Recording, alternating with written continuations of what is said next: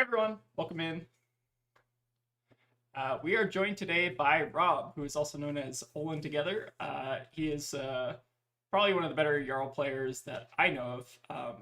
Super good Yarl and just like Guardian player in general. So happy to have you on the stream, Rob. Thanks for having me. Yeah, for sure. So today we're going to be playing some of your Yarl list, and I've kind of watched a ton of your videos even on the top of Fabry, which is also very funny. But yeah, I think you did pretty well at a recent kind of like regional event with this list, so I kind of wanted to like get your kind of like input on the list, kind of talk about it, and then kind of do a little stream. Yeah.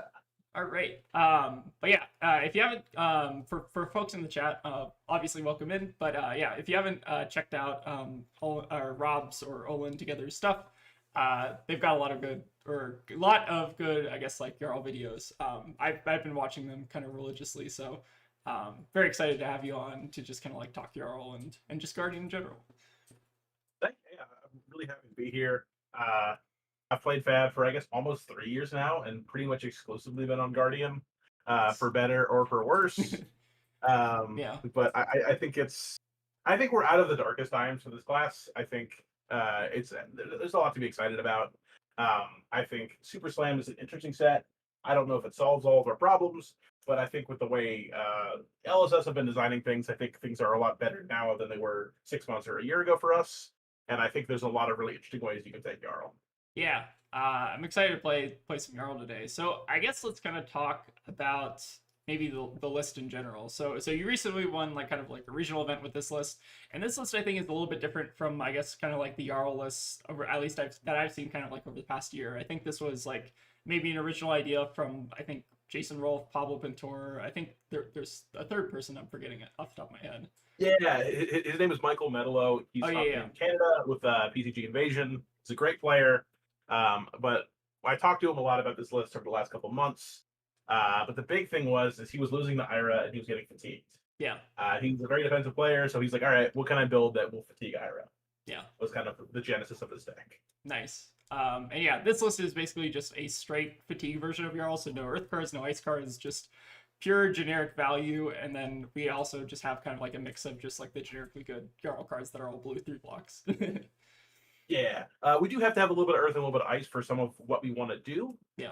We want to be able to fuse our Oakenolds, and we want to be able to fuse for Frozen to Death, which is really important for a couple matchups. Oh yeah, absolutely. So yeah, I think like at least recently, like kind of before the Tipple ban, I feel like a main draw of this deck was that you were able to kind of beat Gravy pretty consistently, or like at least with like Frozen Death Crumble combo on Compass, right?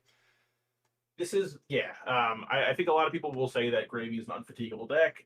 I think this is a deck that is very well positioned to fatigue Gravy. If anything could fatigue Gravy, it's this list. It's very, like, we're putting 3 minus touches. Part of the Ram's Head, it does very well in the Gravy since they keep having to break the chain and swinging again, and we get a lot of value out of it. And with our ability to break the Compass, their turns are much more anemic. For sure, for sure. At least that's kind of like why I started replaying Yarl a lot during like the Gravy meta, is because I found that like you could actually fatigue Gravy like semi consistently. Yeah. Obviously against like better Gravy players, maybe that was a little bit less realistic, but against like a lot of like at least my local Gravy players, I enjoyed just like kind of milling them out, which was fun. I think if you're practiced, you could take this pretty much to a top 8 of a Battle Hardened and not be super worried about any Gravy you run into. Yeah, I think I played an Earth list at US Nats this year, and I was able to fatigue at least I think one Gravy, or maybe I actually can't remember, or maybe that was a in the calling or the Battle Harden or whatever. But anyways, so yeah, we're basically going to be playing this kind of like more fatigue oriented list. So let's I guess kind of talk through. So I think you kind of mentioned this in your video as well from the event, right? Which I think was also a really good resource. But like, what is I guess kind of like the incentive to I guess like play this deck, right? Like, what are kind of like the matchups you're trying to like kind of go into like feeling confident? Like, what is kind of like the strength of this deck, I guess? Yeah, I think one of the strengths about this matchup is this deck feels hyper consistent. Yeah. Very few decks in Fab have ever felt as consistent as this one, with every card in this deck being worth at least 3 value always. That's why you don't run cards like Fruits of the Forest, Yep. even though they're really good Earth cards. It only gives you 2 value, and everything else in this deck will give you at least 3 value. But this deck is a deck that works well into aggro, works well into mid range, and it can help Yarl win some of his bad matchups, especially if you tailor the list a little bit. Yeah. This was very much prepared for my events. Um, like going into the sideboard, the Poison the Well and the Amulet of Echoes were very much tech choices Mhm. for very particular decks that I knew were coming. Poison the Well gives you a really good game in Verdance and gives you a Snowball's Chance in Hell and a Florian. Yep. And then Amulet of Echoes helps with Verdance, but also makes it so you can't really lose into Osilia. For sure. So are you like trying to poison on like what were you trying to poison on? Like Germinate, or is it just like stack Florian or something? Yeah, so I've won a couple games with a Florian where I just kind of go mid range with them, Mhm. and they get low enough where they'll go, okay, I'll germinate for 7, and they're at 7, and Yeah. I just go, okay, poison the well, Oh, interesting. and Does just that kill the that game. oh yeah, that's one instance of life, right? Like the It is one other instance. that makes sense, right? Yeah, that's pretty sick Florian tech. Um yeah, but I really like this deck list. I've been trying to like practice a lot on this deck list like on my own. I think that the list is very like you kind of have to force your opponents to like basically like just play it's almost like a damage check, right? Like you have to be like this tall to kind of like ride the ride to like get over the fatigue damage here basically, right? 100%. 100%. This is very similar to the CYB lists that we saw months ago, where you would just take this to your PQ, and if your opponent didn't know how to play into fatigue, they didn't know how to pitch deck their Aurora combos, you would just win on the spot. Yeah. So I don't know. I think this deck like has a real appeal at kind of like at least like playing it at kind of like bigger events and stuff. Is that like you basically can kind of catch your opponent off guard, I guess, because they're not expecting like a full on fatigue package. Whereas like some other Yarl lists might be like more mid range or whatever, right? Yeah, I mean, even if they are, like we saw Jason Rolfe top 8 and Colin Copenhagen with this list, Mm. and only lost in top 8 because his opponent was on very targeted anti-graveyard hate for certain decks that also incidentally hated him out. Like if Oh, they didn't play Gravekeeping to stop his Everbloom loop, he would have won that game. And then I don't think any of the other decks in top 8 were particularly well suited to beat this deck. So I think it's a very real possibility he could have won that event. But this is a deck you have to respect, I think. yeah. Otherwise, you're just going to lose to it. And do you think like my opinion of this deck is that this is probably like the most viable way you can build Yarl right now, or at least like the most powerful, like just because you have this like strong defensive capability. Like, do you see this as kind of like the strongest variant, I guess, of the current Yarl lists? Unfortunately, yes. I would like to play Felling. I would like to do Frostfang Pummel and do the fun stuff, but this is just such a powerful and consistent deck. Yeah. And it skill checks so many players. I know a lot of people like to talk about decks where you sit down and you just have a 100% win rate the second you sit down and show your hero. This feels like one of those decks. Like it feels like you're playing Enigma and certain heroes where they just like they can't put together the damage to break through, and you just win. Yeah, and then instead of Mirror Guy, your ally, I guess, is Titan's Fist, right? Yeah, exactly. But yeah, I think this list is really cool. Now let's I guess talk about some of the ways to kind of like beat this deck, because I think that's something like not just like seasoned players also struggle, or not just like new players struggle into, but also kind of like seasoned players can struggle to kind of like get over kind of like the defensive output of this deck. Like Yeah. what decks would you say are kind of like a struggle for this deck right now? I think the hardest deck for you is Florian. Florian is a very tough matchup if they know to play for Germinates. Mhm. And if they just say, okay, I'm going to play 3 Germinates, I'm going to Everbloom them back, and I'm going to play 3 more Germinates, and I'm going to sit on 72 Rune Chance Yeah. and then kill you. I don't see how this deck really beats that. Mhm. It's just Yarl has the tools in his kit to do it, but with the AD we have, unfortunately, we don't line up super well into that. Germinate's it's such a powerful endgame card. But luckily for us, I don't think Florian will be around too much longer. So I think when he goes, this is going to be a real bully for a lot of decks in the format. Is Florian at the 1.5 LL point No. threshold? Okay, he's just out So at the he's one. currently at 0.5 until like Friday, Oh, and then he'll okay. be at the 1.0. Okay, yeah. Florian might be going pretty soon. Yeah, that's a pretty good prediction. Okay, so yeah. Let's actually maybe circle back to something you said earlier. So you said that this is unfortunately kind of like the best way to build Yarl. Do you want to do you want to kind of expand on that a little? Sure, sure. So I remember watching the reveal stream for this hero at the 5th anniversary. It was like last October, and they were talking about how they were really excited to bring in this Earth Ice Guardian that was not going to play like Oldhim. He was going to be different. He was going to be proactive. He was going to encourage players for being proactive and taking your opponent's armor and punishing them with frostbites. Mm-hmm. Unfortunately, Ice is kind of bad. Ice hasn't received really new kind of powerful support. I mean, like we have cool cards from the Yarl deck, like Crumble. Crumble's phenomenal. Crumble's a great card. Frozen's a good card. Yep. But these are not really pressure tools. These are not tools that let him to be proactive. You're really just taking cards from your opponent. And he was printed right next to Rosetta, where he got Felling of the Crown. Yep. He got these powerful Earth cards, and so his hero power is designed for you to be playing these proactive Ice cards that punish your opponent for blocking with their armor. Mm-hmm. We have no good Ice cards. That punish your like. The second we have we have to play him as these boring builds or these very Earth focused builds until we get something that's like on Felling's level in Ice. And the second we have something that's like Felling for Ice, I think this hero is going to be broken. Yeah, for sure. You could probably just play like a dual element and just like cut down on Guardian and maybe just play Oakenold and just do some really unethical things whenever we get Ice again. But I do think just the way they've given us these heroes and these cards, they said we don't want another deterministic fatigue deck like Oldhim. Unfortunately, with the card pool and it's giving us Everbloom Life, exactly, we're playing deterministic fatigue again just because it works. Makes sense. And I think like the new card that really kind of bolstered the strategy was Everbloom Life, right? 100%. Yeah. How this deck closes out games is what we've called the loop. Yeah. Where you play, you block with Rampart of the Ram's Head, pitching Heart of Fyendal, blocking 1, gaining 1 life. And then on your turn, you'll cast Everbloom Life, targeting Everbloom Life. Cast Everbloom Life, targeting Everbloom Life. And pitching a random blue to swing your hammer for 3 or 4. And then you're doing 4 value on offense, 4 on defense, losing no cards. Yep. And very few decks in the format are able to do more than 4 damage off of no cards out of deck. Yeah. And this is just basically like an infinite life gain loop, kind of. Exactly. Yeah.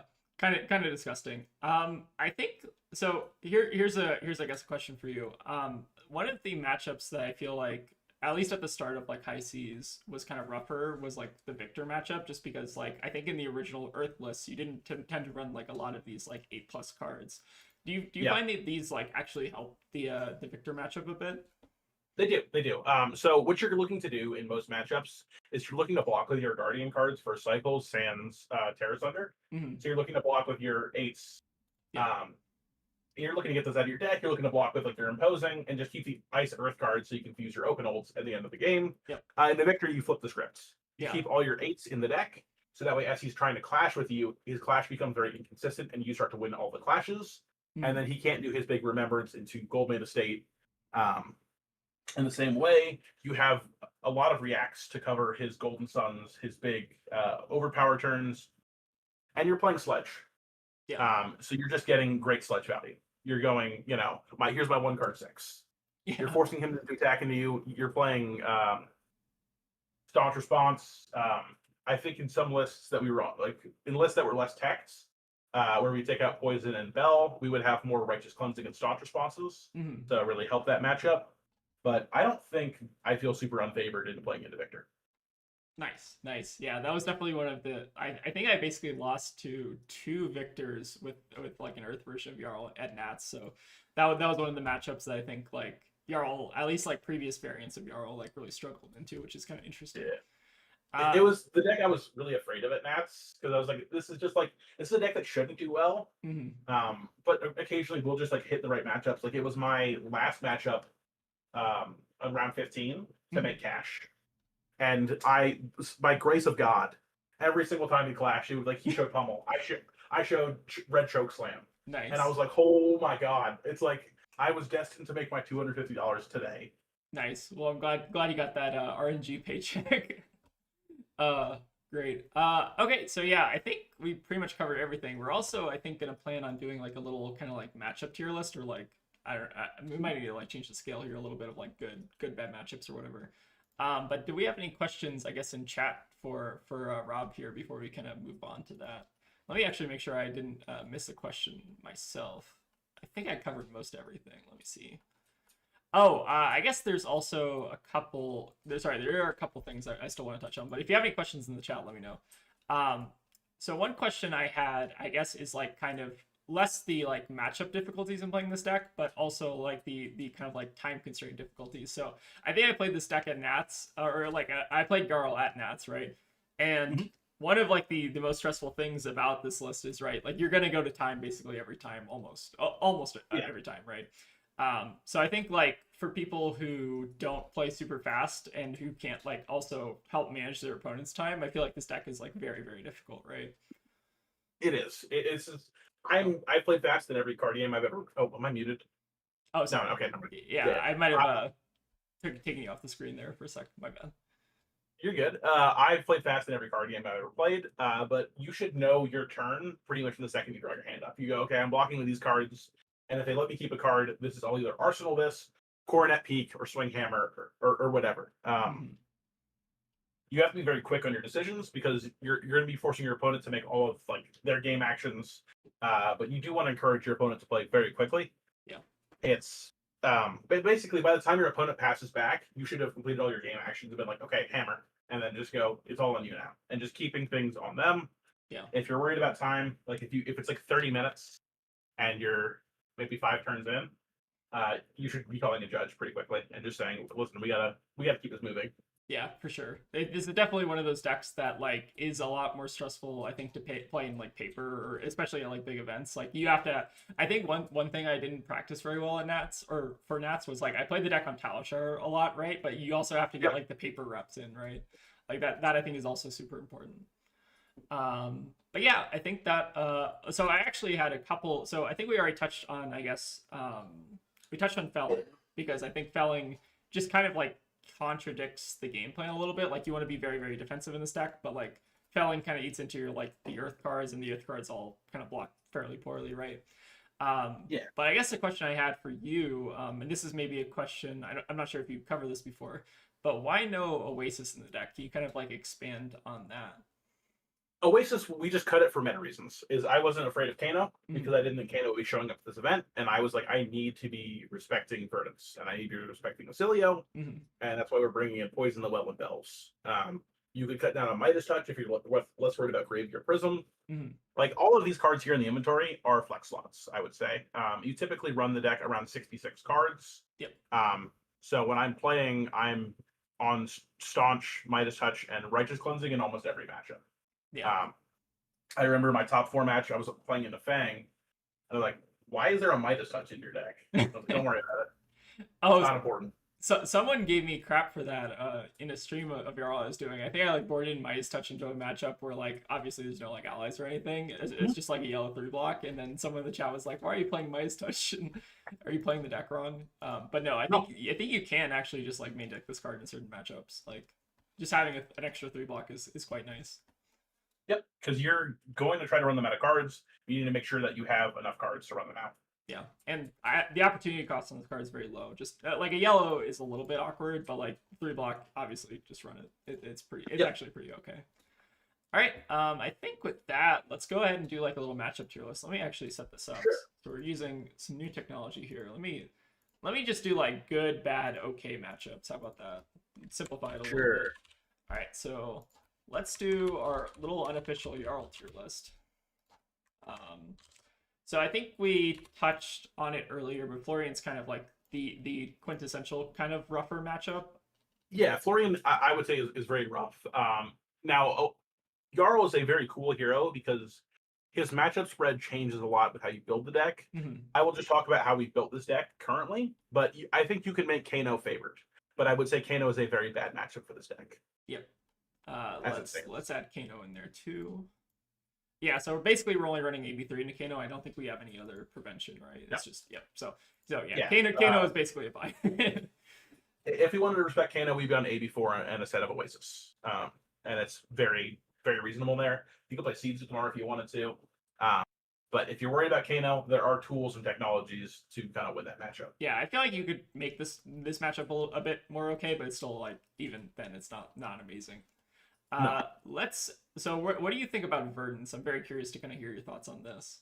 So I would say pre Super Slam, I feel very favored. I've played the matchup, I would say close to 10 times now, Mhm. and I've never lost. Um, this is something that I worked with Pablo Pintor on. He and I sat down and we did the math, Yeah. and we said if we have 2 Poison the Wells, they can't kill us. And this is basically assuming Surge and Aether Tide, right? This is well, we assumed initially that they would be on Wand or on what's it called? Waning Moon. Waning Moon. Yeah. Just because I think a lot of decks were on Waning Moon. Most people were off Surgents. If you bring in what's it called? Amulet of Echoes, if you know they're on Surgents, it becomes a lot better. Yeah. Because how they have to set up their deck is they have to have 3 Rampant in hand, and they have to have a blue, and then blue. So it's 3 Rampant, a blue, and then their arsenal has to be the spell. Otherwise, you just activate Amulet, and they have to discard the spell. And that's a much easier hand for you to disrupt. Because when you send a CNC or a Terrace under, all of a sudden they have 3 no blocks. They can't lose. Yeah. I found the Amulet to actually be really good against the Surgeon, but you would say this matchup's like post Super Slam. What do you think about this matchup? I have not tested enough to say with these new builds, but if builds stay as they currently are, where they're trying to potion combo you, it feels very favored for me. Yeah, I've seen a lot more people running Waning Moon to me, and that's felt a little bit more suspect. But I almost got there in my practice rounds. So I'd say like there's maybe some tech you can actually like run into Verdance to make it kind of okay. Like it feels like a very skill intensive matchup, is what I'll say. Yes, I think so. All right, let's I guess kind of discuss some of the other matchups. So I feel like against like most of the assassins, you're doing pretty good. At least I felt pretty good into assassin. Yeah, I think you are very good to assassin. Yeah. Oh, sorry, I'm moving the okay. I think assassin, you also can play big hammer instead of little hammer, and just outvalue them, and be perfectly fine. How do you feel about Huntsman though now with the new card? I feel like it's still probably fine. I don't care. Yeah, I don't. Yeah. Cool. Yeah, that's a good answer. And then I think let's I guess kind of Ira's basically an assassin kind of ish. Ira's tough. Ira's a really tough matchup. I think she's like maybe I wouldn't call it bad. I think it's probably okay. Yeah. I think it gets really tough if they know what you're trying to do and they fat stack you. It can be tough, but it can also be awkward for them. Yeah. Yeah. So, yeah. Yeah, I feel like Ira just has the added benefit of Kadachis, which are kind of broken, right? So it's really hard to fatigue Kadachis. Yeah, for sure. All right, all right. So Olympia is like a fake deck. Let's put that in good. We'll put. How do you feel about? I don't know if you tested it all into Pleiades. I've actually felt kind of okay. Yeah, I played one game where I was at 27 and they had no cards left in deck. Yeah. The big thing they're trying to do is they're trying to do their Cries of Encore into up on a pedestal to loop it and like have a big weapon into you. Yeah. But you're just a better guardian. You'll have good DRX. And like her confidence, right? Yeah, you could. Well, like her confidence says you block 2 cards, but you go, okay, I have a stock response. You actually have a block card in the deck technically, so you like have extra block. But it doesn't feel too bad. And if she's not on Sledge, guardians just lose mirrors if they don't play Sledge. It feels like. Yeah, for sure. All right, Yarl is. I assume if 2 Yarls, we'll put that in okay. Yeah. Victor, I think you said is okay, right? Yeah, I think it's a reasonable matchup. I think there are some really maybe degenerate builds if they go like to try to counter fatigue you, it can get weird. But I think if they're on like your average Victor, which they should be, otherwise I think they lose the whole reason of playing Victor. Yeah, I think it's a pretty reasonable matchup. All right, another Guardian, I guess Valda. Probably, I would even say this is pretty good. Like I feel like you don't really give them seismic surges very often, and then. Yeah, and if they want to dominate, we have DRX. I'm not super worried about her. She has a lot of damage in the deck, but Sledge is just a broken card. Brav? I mean, I can't remember the last time I played against Bravo, but yeah, it's been a minute. I think Bravo's probably fine. Probably fine. Yeah, it's probably a skill matchup. Oh, you played against Dory in your kind of like regional event. So were they on Decimator? I think they were on like a. So this is our local Shin. He's Nixie on YouTube. Yeah. He's played Dory for many years, so he plays these very defensive lists that almost feel much more like they are Decimator, but he plays them with Dawnblade. Oh, interesting. Okay. So how did that feel? Out of curiosity. I felt prepared for it, but I was like almost out of cards when I won the game, and he could have fatigued me because I probably just wasn't blocking properly. But we did. Sledge is just an unfair weapon. Yeah, Sledge is pretty busted. Let's I guess discuss some of like the kind of top decks. So Cilio, I think, is poised to be like pretty good in Super Slam. You'd say Yeah, that's. I think the Amulet of Echoes you said helps that matchup a lot. you could win it without Amulet of Echoes. Like I feel you're favored without Amulet, and then if you the second you put Amulet in the deck, it makes it pretty much free. Okay, yeah. Let's put Acilio in good tier. Vincent, I feel like is another. I feel like Vincent Yeah, is really highly represented at ProQuest, but like not actually that good. We can maybe put that. I feel like that's pretty good for you generally. yeah. You believe it, Seth. Yeah. Prism, pretty okay matchup, I'd say. Very, very good. Very. She can't win that matchup. Yeah, you have so many poppers, or especially in this version of the list, right? You have so many poppers that like she's So can't the attack. poppers are great. You have plenty of D-reacts. You have a good fridge, but importantly, you're on 3 Midas Touch. Yeah, And she can't get through. She can't do her big combo because you're on 3 Midas Touch. She has no Arsenal disruption, so you can just leave an Midas Touch in Arsenal. And as soon as she goes for her big pivot turn, you just pop it, and then you go, okay, and you keep clearing. And she just doesn't have damage. makes sense. Let's put Dio in good. That matchup's always felt good. Yeah, Gravy, I think Gravy still feels really good, especially after the Tipple ban. Like I just think the ceiling yeah. of the deck is a lot lower. I think in your average gravy, it's probably good. I think it gets harder the better they are. So it's, well, it is good on the tier list. I think good gravies can give you trouble. For sure. Let's good. Good, I think is still probably fine. New KO cards. How do you feel about this matchup still? So far, it's been good. I haven't lost a game I played the KO yet. Um, but they were on cast bones and I was still pretty confident and still like pretty comfortable. Mhm. Like I was at 10 when they ran out of cards in deck, and I was like, okay, so like maybe if they had a little bit more gas, they could have gotten there. But I think a staunch or two more, and you're pretty safe in that matchup if you wanted to tech for it. Makes sense. Makes sense. Kasai, I think, is also kind of poised to be a pretty good deck right now. I think that matchup still felt really good for me. I think the allies are the biggest concern, but like, I feel like your game plan is basically just block out as much as possible, right, to try to deny as much gold. Yeah, so because her big power boost was getting that new reaction that makes the ally, but you just sit on D reacts and you just wait for her to go for it, and then you just go cover it. Yep. And so she'll build gold naturally with the Fable, and she'll make a couple allies at the end of the game, but your life total should be high, and she runs out of go again eventually. Makes sense. Teklo, good. I don't know if we need to talk about that. Breaking Yep. armor is pretty good. Fang is like interesting. I've lost a couple Fang ones just like randomly for not respecting them, but I feel like the matchup overall is like good if you don't misplay. Correct. Yeah, this is a very good matchup for you because Yeah. Fang cannot beat fatigue decks with how he's designed. Yeah. He has to attack every turn, and he can't set up these big turns that he wants to. Otherwise, he just loses the game. Yeah, and there's also like no payoff for fealties, which is I feel like another maybe kind of Yeah. weakness in Fang design is like once you're sitting on a bunch of fealties, there's not really a way to use them. Okay, KO underhanded cheat is an interesting one. I feel like this matchup is probably still good. I feel like a lot of their damage is kind of not based around their weapon. It's based around their like cards in deck, right? So they're trying to like pump a card in deck and like fatigue you that way. But like I feel like that's not super realistic, just given Sludge is kind of broken, right? They have a lot of deck damage in terms of like their ability. They can make things big, and they play like a lot of like the 2 for 8s. Yeah. But I don't think it's too bad. I think it's something I would want to play more. I think they're an interesting mid range. They almost play more like a guardian in some ways, Yeah. or like they feel like a fair assassin. So maybe they could be better, but their hero power is effectively just a worse sludge. Yeah. It feels pretty okay. Yeah. Let's kind of let's at least cover kind of like the newer heroes. So Lyeth, I think, is a little bit rougher just because of like the intimidate stuff, but like still doesn't feel that bad. Mm-hmm. I think if you just disrupt them when they're taking their setup turns, it also kind of helps a lot. 100%. I played a couple games where I can just sit on D-reacts and I play my sigils out as they come. And then the second they give me space, you go for your Terror Sunder, your CNC, or your Oakenold. So you kind of have to understand where you are in the matchup and then look to play towards those turns. But if they're throwing cards that you just block out with everything, they churn through their deck pretty quickly.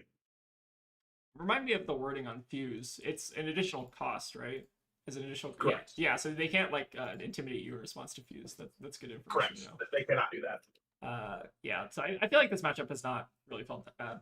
All right, let's. I think the last new hero. Let's talk about Tough Nut. So I think we're joking about this matchup. I think it's bad. We'll Yeah. see. I haven't tested it yet, but I can't imagine it's a good one for us. Yeah, having a additional rock swing every turn is quite nice. I will say that they do kind of have to fatigue, like they have to like get rid of cards in hand to do that kind of. Yeah. So that makes it a little bit more interesting. But yeah, rock is slightly bigger weapon than sledge, so makes it a little bit tougher, I think.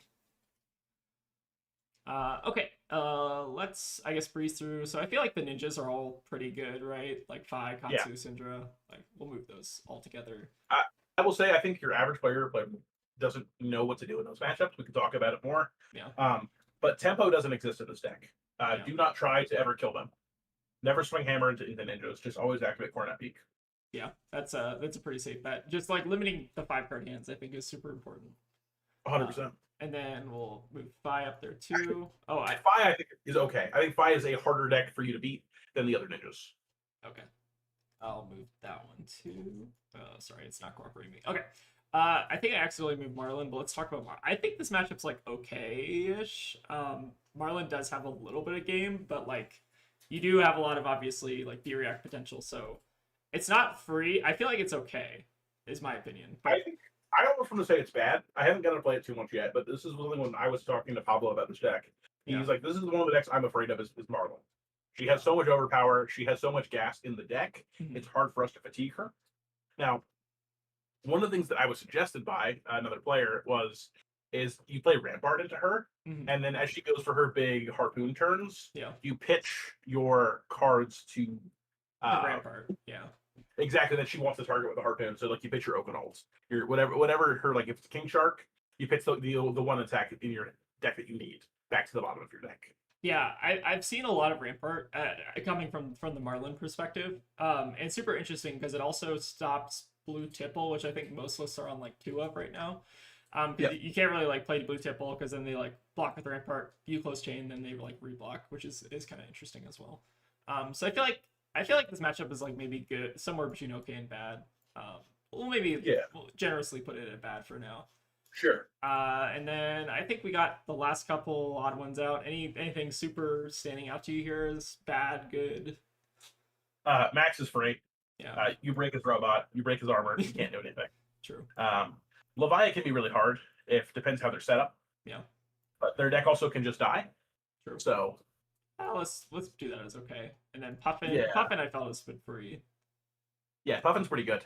Yeah. You have to be careful when you block with your Rampart because she can eat it with whatever it's called. Oh Palantir. The Palantir. Yep, makes sense. And then I think Bolton's pretty good. I think Bolton's very good.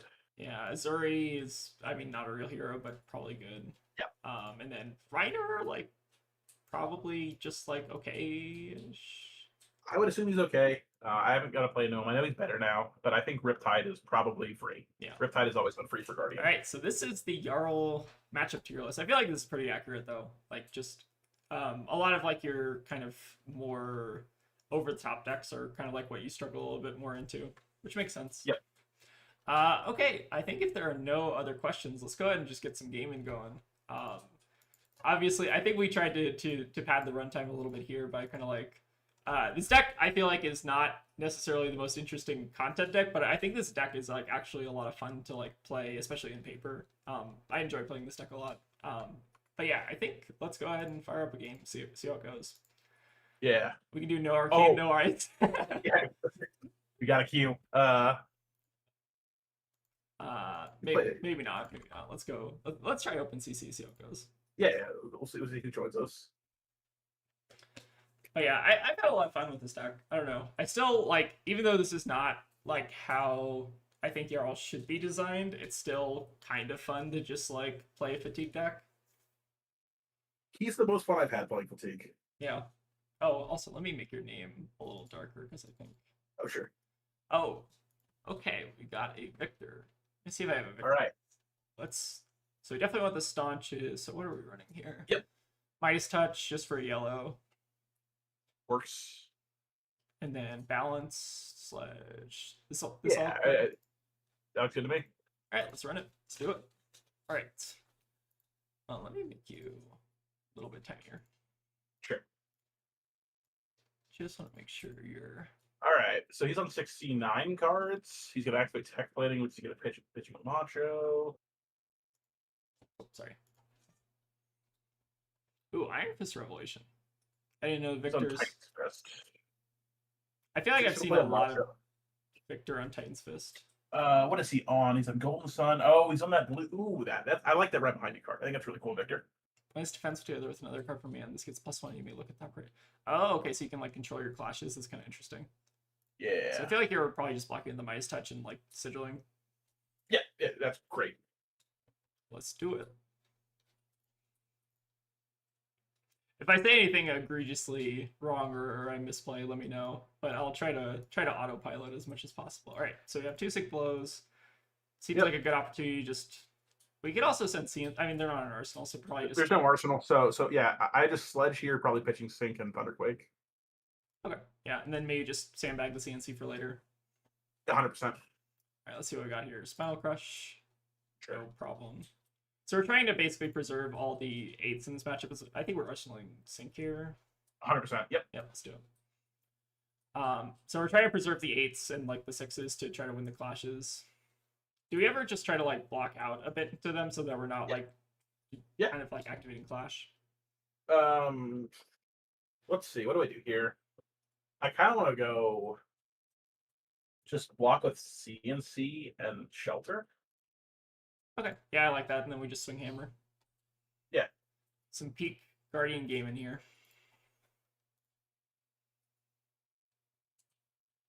The Iron Fist is interesting. I wonder how much this is actually going to come up. I'll try to see if I can keep track of it. I like it better than Iron Will on him because like there's not a lot of good classes that are playing reacts right now. I guess this side's pretty good, but yeah, makes sense. So I think here we're just trying to like get value out of Sledge and like not really care about the clash as much. Yep. We have to hit them, and we want to put these big 8s to the bottom of our deck. We want to keep track of the Oakenolds. Yeah. Still. Yeah, so we have 1 Oaken on the bottom right now, and then I think we pitched like another blue and a Sync below. Yeah, it was blue Thunderquake. That's fine. Clash of Bravado, interesting one. Yeah, so we don't really care about winning or losing that clash, which is funny. Yeah, let's see what they got. Nice little CNC here if they just try to. Right, they're just doing buff. Yeah. Makes sense. Is there ever merit to just like blocking with the CNC and just pulling Tunic and like setting Hammer here? 100%. That's what I'm thinking. Yeah. Makes sense. Let's Fate here since we might not need the we want to preserve the hand fixing of Syncolo. Let's do this first. Yeah. Ooh, Heart. Let's bottom that. Yeah, let's bottom. I think we're at a higher life level now, so I guess it makes a bit of sense. And we also have the sigil we want to play. Yep. Makes sense to me. Alright. Pull the Tunic. Sludge it up. And it's kind of like a face-up sigil to some extent, but like, might as well hold on to it. He has already seen it, though, from the Clash. Oh, true. Yeah. Good point. Clash of Bravado is an interesting... I guess maybe this is just for like... What is this for? Maybe Florida. It's great for Prism. Oh, Prism too. Yeah. Great for Burdens. If she's on tree, you can break her tree. That's true. I feel like when Burdens is like playing tree though, isn't she normally doing just like a ton of like trying to maximize your non-attacks? I guess that's true, yeah. Yeah. I don't know. This card, like I thought it was really good at first, and then I like played with it a bit, and it's like, oh, this card's like whatever. It's not embarrassing though, is the thing. Yeah. Because it's just like it also wins clashes as a clash card, which is good. And like sometimes it's a blowout. Yeah, that's true. Choke slam. All right, so they are threatening the pummel. They are. Do we care? I don't know if we do. What we could do is like block Eisen and CNC. If they pummel, we discard Macho and then we play out a crumble or something. I think that's pretty reasonable. Something like that. Yeah. If they don't go for it, then they don't go for it. That's fine.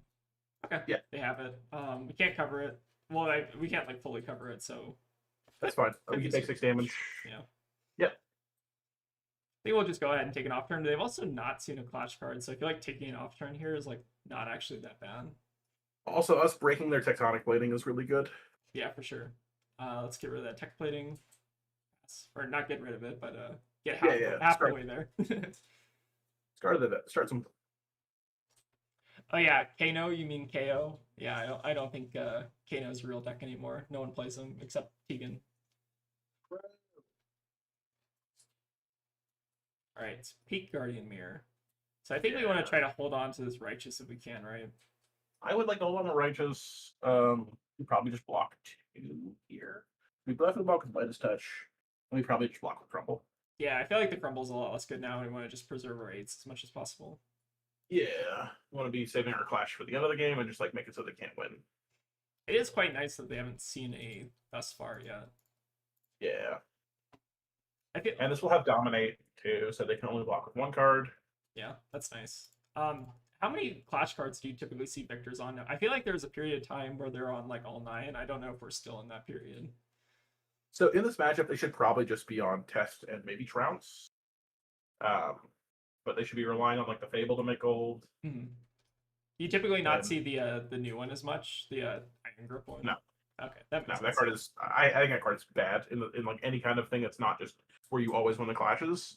Makes sense. Because like look at right here where we're swinging hammer to have no cards in hand, and then if we were to win the clash randomly, they just discard their hand. Like, yeah, it doesn't seem very good.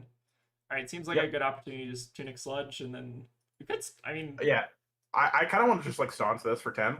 Yeah, I kind of like that too. I was kind of like concerned, like maybe we should just like sink below and like save this for later, but I think it's more reasonable to just use it now. Yeah, pretty decent target. Oh, they're on yellow right behind you too. That's fascinating. Interesting. They're all in on the right behind yous. They really that's interesting. That's I kind of like that honestly. Card is neat. All right. The thumbnail was not a lie. No. We're swinging it every turn. So it's gonna be right behind you, and I can see on CNC. Cool. I'm curious if this is just CNC then, because I feel like CNC is a very important card in this matchup, and I would not want to block with it if I was him. Yeah. They are representing Pummel at least because they're on tech plating now, so we should be able to block it semi easily. Oh, interesting. Huh. Yeah, that's. I feel like the play I see is like maybe. I just Fate. Yeah, maybe just Fate. Like we can hold on to. We just like pitch Tear Sunder Everbloom to Swing Hammer again. Seems fine. We're I think that's fine. Do we want to leave this on top for Clash purposes? Oh, we could actually. Yeah, that's pretty reasonable. Yeah, that's the only thing I was hesitating on. Is like it's pretty good Clash target. In case they, we also have like not seen like any so far. All right, let's go ahead and keep swinging. So we're catching up on deck damage a bit, I think. Yeah, I think we're about even. Yeah. They started with four more cards in the deck than us. Yeah. That's the second CNC. Yeah, second CNC out of the way is a big deal.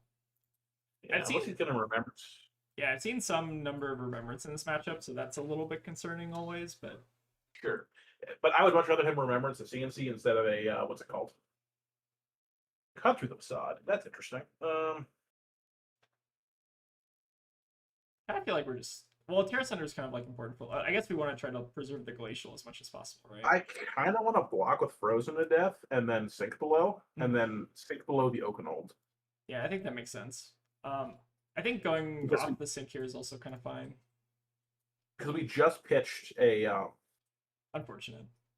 Yeah, but that's fine. We can still pitch it. Yeah. That's like.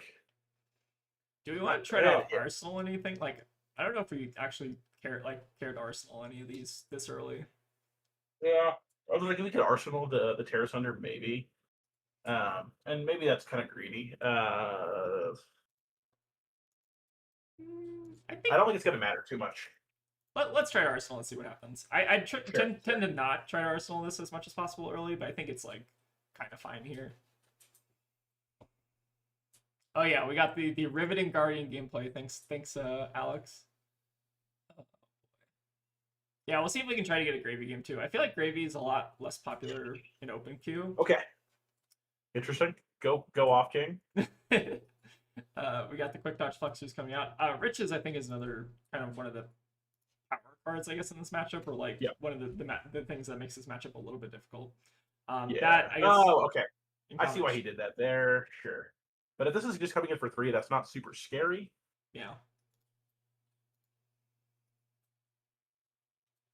Yeah, as long as they don't have the ability to like buy back the visits, I feel like we're actually kind of okay here. Yeah. Okay, he's gonna do this. Sure. All right, what's the play here? So we have Tunic Sledge. We can block with 2 cards from here, like Channel Like Frigid plus Shelter, and then just like Terror Sunder if we want to keep them off stuff. Yeah. Well, we could just block with CLF. Yeah, just do this. And then Arsenal. Yeah, and then just Arsenal it. Oh yeah, Arsenal Shelter for next turn. I think that makes sense. Yeah, I like this. Okay. Yeah, we can slink. Okay, so this is yeah. Okay. Because the only punish here would be if he has CNC. Yeah. And he probably doesn't have CNC, and we still have armor. That's true. If we need to. This is good because this is putting a pulse a couple cards away from our Okanold. Oh yeah, that's also true. We did just pitch it. I'm much more. I think we were talking about this before the stream, but I feel like I'm much more of like a vibe stacker. Like I feel like that's. Yeah. Oh whoops. Maybe a little too fast there. All right. I feel like I'm much more of like a vibe stacker with this deck, where I just try to like keep the vibes good, like keep the ice card next to the Okanold, keep like your threats in the deck. But I'm not tracking them like religiously. I would say. This is also really good because he has to have a big block here, and yeah. Because like he's kind of at he's at 3 armor left. Oh, he's shield. Never mind. I'm stupid. Yeah. So we got like 7 armor to work with still. So definitely not like we still have a pretty decent like armor advantage right now though. All right, seems like also a little bit of an awkward pitch here. All right, coming in for 11. I just block that. I block the hand. That's fine. Full hand, do you think? I think it's pretty reasonable to block the full hand here and just make him convert. Okay. We could also do we have to like fully block out here, or we could also do we have an Everbloom? Oh, yeah, that's fine. That's fine. We could take 2 and then Everbloom. Yeah. It's only 1 damage different. Yeah, we don't really have like great. I mean, we get the crumbles back, which is also nice. Yeah. Crumble's good because we just pitched the Okanold recently too. Like we want to keep those in deck for the Okanold still. Yeah. Let's try to just keep up the deck damage. I think we're still like pretty even on deck. Yep. All right, there's the second visit. So I feel like if I can help it, I almost want to try to Arsenal as Staunch for next turn if we can swing it. Yes. Yeah, we're turn 11.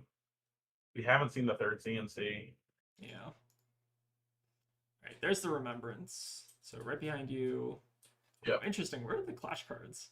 Maybe they just haven't drawn. They might have sided them out. Yeah. Maybe. It's possible. So what's we just play here?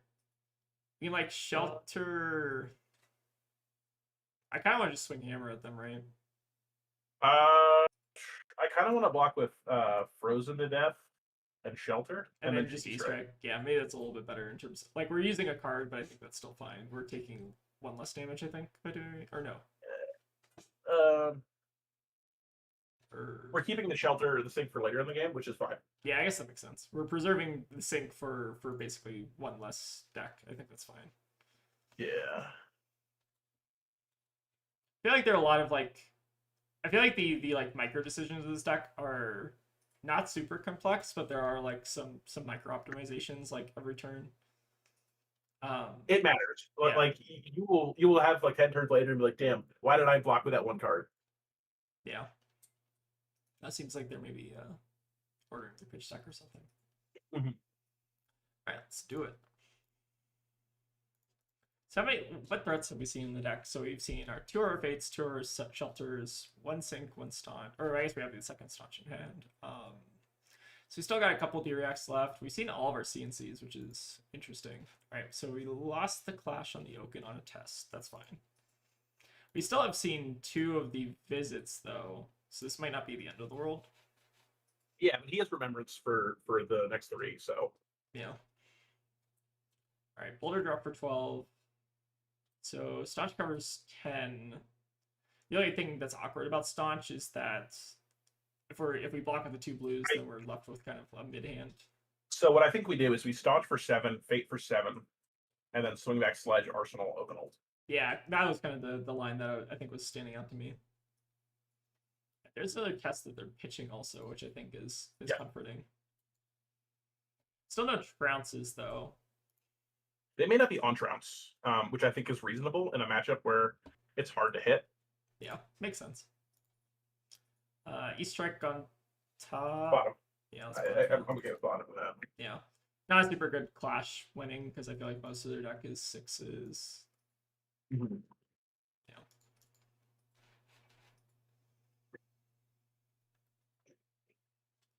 See what they got here. They still, I don't think they've activated this once. Unless I've just like not been keep track. It's kind of funny. It only works on block. When this oh yeah, that makes sense. I thought this was like the KO arm piece where you can do it every turn. I just can't remember. That'd be cool. Yeah, okay, that makes sense. I'm like, why are they not putting a counter every turn? That's very funny. That's just me not reading the card at all. All right, let's see what we got here. It's also interesting that it's a counter. Yeah. Well, I wonder why they maybe I guess you can like preserve the counter in between turns. Because you're blocking on their turn and then the next turn, so it just keeps the permanent. Yeah, it's kind of interesting. It'd be cool if the counters like stayed around even if they went to graveyard, but that's probably way too hard to keep track of. Yeah, we're playing Magic Alchemy at that point. Yeah, basically. Imagine putting a counter on every turn and then making Macho like 20. That would be hilarious. That'd actually probably be too busted, right? All right, so they're gonna use it a little bit. All right, what are they showing us? Choke slam, sure. Makes sense. Slightly awkward against the Okanold, but I don't think we really care. I mean, we might not even play this next turn. There's a very good chance we don't play it. We're just gonna wait. Yeah. You have one crumble there. I think we bottomed to crumble, then we also bottomed to pulse, right? So we actually don't have like a super high probability of like drawing into another Ice Earth unless we like shuffle. But I guess we did find the shuffle. Yeah. I guess the question is like, do we even want to play it yet? Probably not, right? No, not yet. We want to play it like third cycle. All right, so no third pummel here. I feel like there's just like we block with the Fiddler Screen and the CLF, and then we just swing hammer again. Yeah. Yep. Keep the life total relatively stable. I mean, we do have an armor advantage for what it's worth, but the remembrance on the visits is gonna probably be the scariest thing this game. Yes, but so that's gonna be he pitched it a couple turns ago, so it's gonna be a little bit before you can remembrance it. Yeah. So we have some time to disrupt him. That's true. And the ways I guess we're looking to disrupt that are basically just like Okanold mainly. Okanold, Terra Sunders. Yeah, I mean they're out of armor, which is also quite nice. Yeah.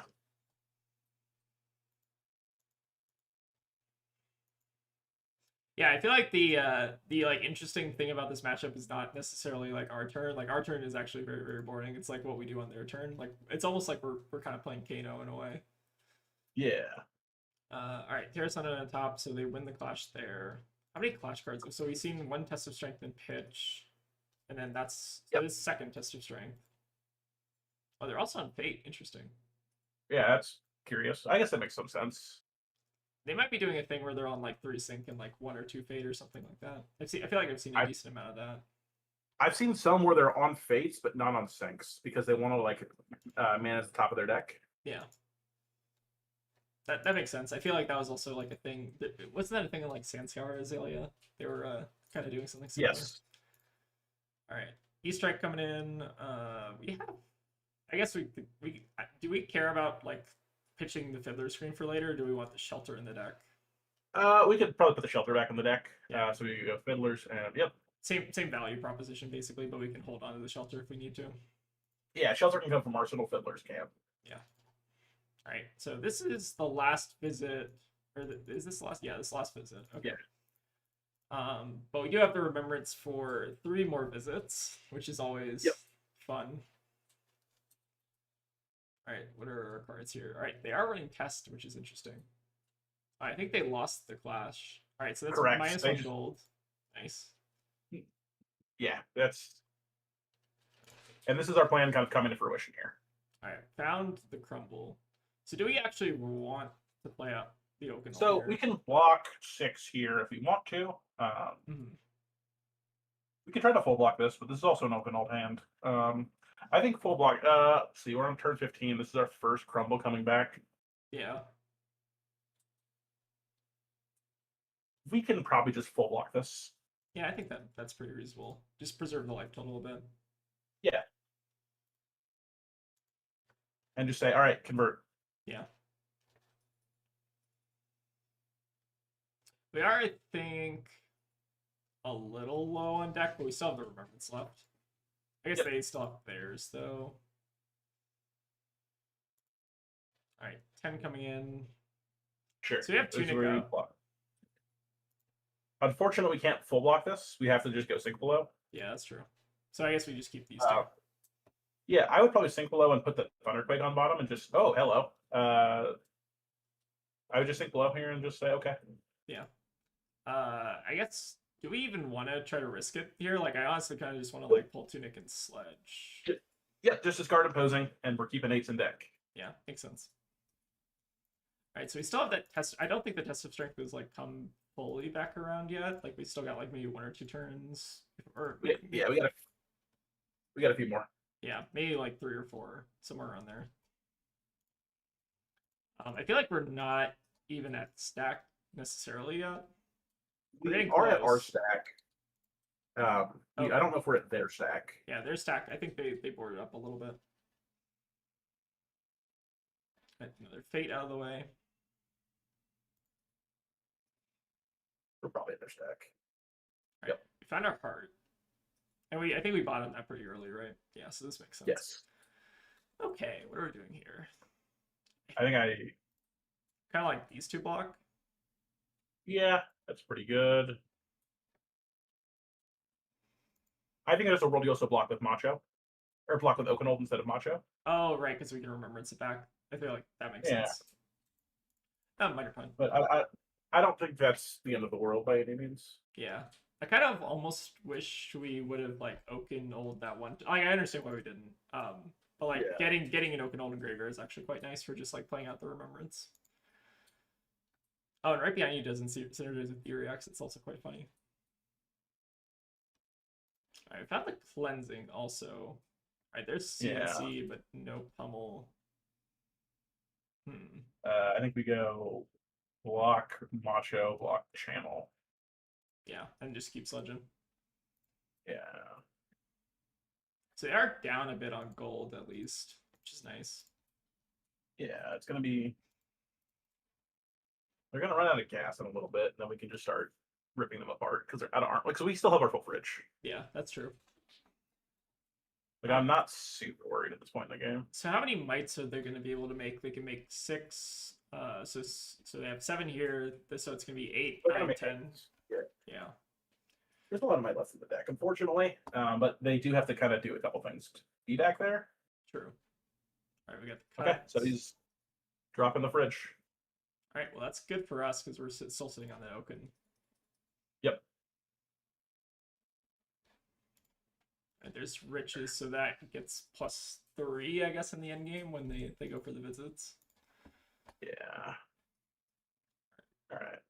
Let's see. How much is this coming in for? I think this is 8. 8. Okay. What if we blocked? This is pummel. Oh, this is pummel. This is pummel. I'm pretty sure. Like this is like he's got 2 floating. Yeah. Maybe it's not, but it should be pummel. It's still just bottom our card. I probably do we have any? What's our graveyard look like? Graveyard is looking. Let me sort it. We've used all our fates, Sink, Staunch. Or no, we have one I think we can probably go block. Block Footsteps, block Everbloom. Oh, sorry. Sorry, yeah, but my bad. Yeah, sorry. Everbloom. Gotta do something like this. And if he pummels us, we just discard the Okanold and then we swing Sledge. Yeah. Okay, I think that makes sense. Oh, they're not gonna go for it. Interesting. Cool. Okay. I feel like they're still sitting on it. Like, I think you're right that card is pummel. We just swing Sledge. Yeah, let's do it. The next hand should have Pulse of Azimuth. Yeah. I think. So we have how many Earth Ice cards? We have 2. So yeah, I think we should be coming up on the pulse first. Okay, so that's. Oh, there you go. There's the remembrance, and there's our. Cool. That's good. Yeah. There's the pulse. Nice. There it is. Okay. Just barely. Yep. Okay, so they refreshed the tech plating, coming with the boulder drop, so they cannot pummel this. That's good. So I think we go Fiddlers and then Cranial Crush. Yeah, I like this, and preserve the Dominic just in case it matters. Yeah. Makes sense. And then we just open Old back. Let's do it. Because this is their Remembrance hand. Yeah, because we just revealed it too, right? Okay. Yep. Make him work for it. So I think our Remembrance is also coming up pretty soon-ish. Maybe like next hand or the turn after. And we are okay to Arsenal Pulse here. Yeah. We still have that one crumble left in the deck, right? How many Everblooms have we seen? We have one Everbloom There's two left. left, but we can Remembrance them if we want to. Yeah. Oh, okay. Oh, right there. I guess wait, is Remembrance still on top? Sorry. They have Remembrance? We have a crumble on top. The Remembrance on top. They might have two Remembrance, which is catastrophic. Oh, that's pretty rough. Yeah, I feel like certain matchups like this, they like you can just like tech for Yarl pretty well. Yeah, if you like hyper tech for it, it's pretty tough for us still. Yeah. But let's see.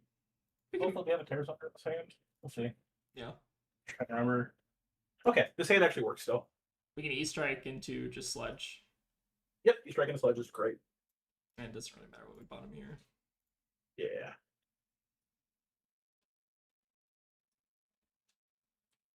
Interesting. That's not a big deal for us. Oh, this is hilarious. Yeah, this is why I hate this card. This card I think sucks. Yeah.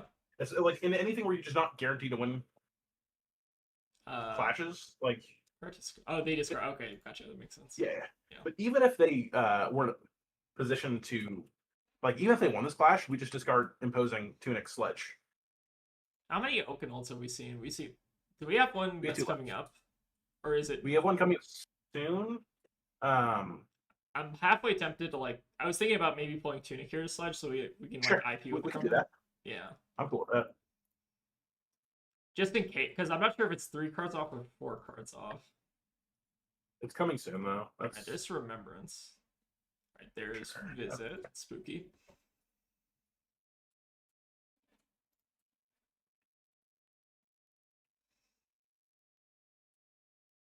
This is Goldmane's Sun number. Which one is this? 2? I think. Yeah, let's take a look. So they have. This is 2. Okay. Oh yeah. Okay. So coming for 10. What do we want to do? We can Pulse plus. I feel like I don't want to block with the Crumble. I feel like I want to try to like save that in the deck. So maybe the best play is like just Pulse this. So if we block with Crumble and Pulse, we full cover 10. Mm-hmm. That's true. No damage leaks, which I kind of want to just do. Okay, that makes sense. And are we pitching the Remembrance in that case? It doesn't really matter. Okay. We have to pitch the full hand anyway. Gotcha. I think we're left over with the Thunderquake. I guess we can like pitch both of them to Sledge. I think that makes sense. Yeah, we're always pitching both the Sledge. Yeah. And we do have them a bit lower on life, and we're still sitting on some armor. But the 9 Mites, I feel like we're gonna quickly kind of. 9 Mites is a lot, but we have a fridge. That's true. Gotta save the fridge as much as possible. All right, right behind you. This card seemed pretty okay, honestly. I'm impressed with it. It's cool. Neat little Victor tech. Yep. There's the last Golden Sun, I think. And we're back around to our heart. Yes. Okay. So I think this is where we're gonna go. Chess. Yeah, this is where we give some armor. We're gonna go. Something like Thunderquake. that. And then probably Shelter as well. And then just keep the Sledge train going. Yeah, we should keep the Sledge going. Let's do it. Wait, actually, hold on. Maybe we don't want to. Oh, sorry. Let me actually. We're taking. No, that's fine. That's fine. We can still take 8 here. Okay. Because we'll take 8, and then that'll activate heart. Yeah. I got you. I see. Makes sense. 7 value Sledge turn. Wow. Impressive. Yeah.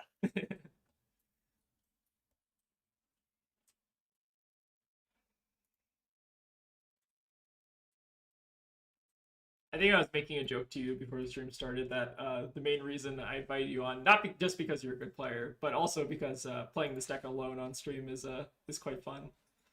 Yeah, it's Yeah. this is fucking awkward.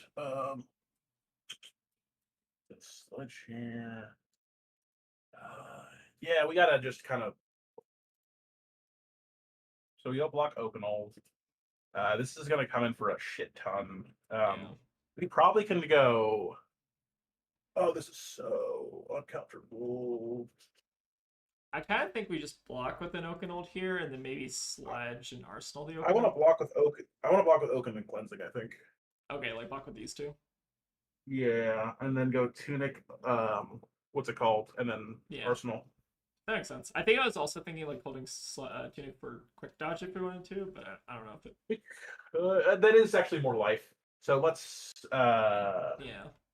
Maybe just block with one. Yeah, let's do that. Yeah, just block with the Oakenold. We'll take the one. Micro optimization, but It's one life, yeah. which matters when we're this low. Yeah, for sure.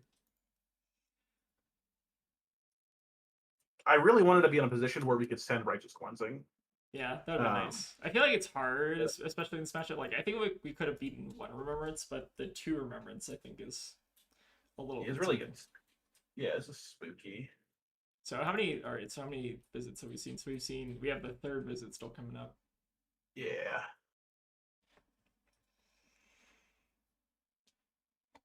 All right, we got the box. That's good. I don't actually know if we're gonna be able to keep a full hand here with the Oaken. Well, actually, I think we're. So it's not quite coming up yet.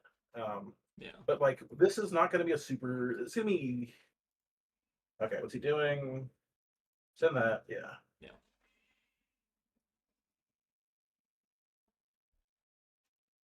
Okay, so he's because he needs the extra card. That's fine. He goes to 5.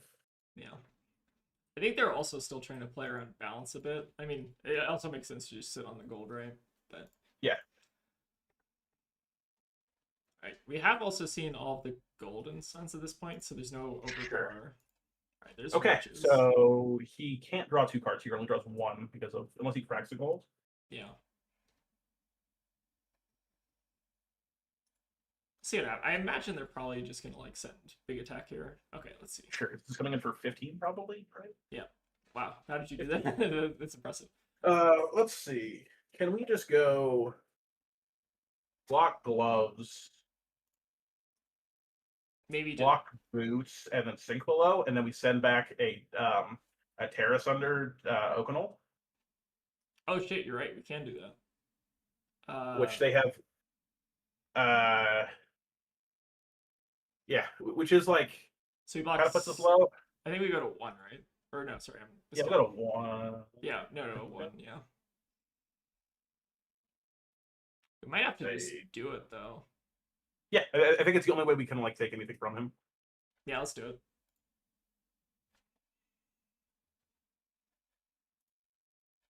So there's the last. If we're, yeah, which is fine. I feel like our Remembrance is almost on top of our deck. It's like either. Yeah, but we definitely don't want it right now. This is a really time where I'm like, is the top card of our deck crumble? Do we have a crumble left in the deck? I don't think. I think we blocked with it. Yeah. We blocked it. Oh, okay. So they're all gone. Yeah. Okay. Then we will not like sink a card. We'll just play sink below. Yeah. OCTANE has his and go to 1. I mean, we're technically at 2, I guess, with the Tunic, but not much difference. All right, so 10 mites coming in. They still. Well, actually, they have 1 point of our. I don't actually. Can they block this? They can live, but this makes their. So this could like make this like a 14 damage turn instead of like a 20 damage turn. Makes sense. Because I feel like if their hand is entirely blues, they can only. Yeah. So they block with their 1 red. They keep a blue. We take 14. They lose 2 cards. They swing hammer for 4 plus 10. It's 14. We might just die to that because I think Remembrance is yeah, that is unlucky. But yeah, this is kind of. It's Yeah, a grindy matchup. for sure, for It's sure. I think there's maybe an opportunity like if we like put some Oakenolds in the bin and then like remembrance them back and got this out of the deck early, yeah. maybe that was better. But I think this There's, matchup's there's just hard with the double remembrance, right? yeah. If they're on the remembrance here, this is a tough matchup. But it's Yeah. we also skimmed on this matchup a lot because like if we play extra reacts, we could do better. But Yeah, for we were sure. close. We're a point off. But Yeah, I think like honestly, it didn't even feel that bad. I feel like if like one or two things maybe went a little bit better for us, like this actually wouldn't be too terrible, honestly. no, not at all. It's All right, let's see if and they we won a can. lot of clocks early, so Oh yeah, let's give them a good game. They deserved it. Actually, a 35-minute game is not that bad. I feel like we no. oh let's they want to chat. Let's see what they got to say. But yeah, this matchup is like a bit tough. Um, Yeah, oh if I fuse two, and this is, I don't think we. Wait, do we fuse? if we fused there, we had it, but we Oh didn't yeah, have a yeah. fuse left. Right. Gotcha. I was wondering if they were saying that in terms of fusing the what's that called? Glacial footsteps. I think we pitched one, right? Maybe. Yeah, we pitched it, but it would have been 8 that turn. So if we had the crumble there, Yeah. so it's like you could like look back and like see if we could block differently. And like maybe we should have been blocking not with the crumbles early on to because if he's not on like he's in less flashes, Yeah. he's making gold other ways. Yeah, Makes still sense. good game. Makes sense. Yeah. Let's see if we can get another one. Ooh, Kasai is I guess Kasai you rated pretty highly on your Yeah, tier list. Let's see how this goes. I feel like historically I've not really struggled a ton in this matchup. Is this a balanced matchup? I think it's kind of a I like it as Coronet Peak. Okay, you like Cornet Peak. Sledge or Yeah. Fist here? Little shield because you need little hammer to kill Oh, true. allies. And then yep, Cyclor looks good. We're fat decking. We got the mice touch for the the Yep. Centauri Celsius. Actually real. Yeah. Fun tech. Alright, 70 cards to R66. Oh, salty run. No, I'm not salty. I think that last game was actually fun. Yeah. I think like honestly we like piloted that pretty well, I think. Maybe some opportunities to like compose our deck a little bit better, but I think that's pretty minor. All right, so Centauri Saber coming in for 5 here. Yep. I feel like we're just trying to hold on to the crumble, right? If we can. We could block channel and we could block CNC. That's pretty reasonable. All right, they got the Blade Flurry. Sure. If they have it, they have it. Yeah. Yeah, I don't Then think we just set it back up. Yeah, I think that last game was like at least a pretty good learning game. Like I think Victor still can be a pretty tough matchup.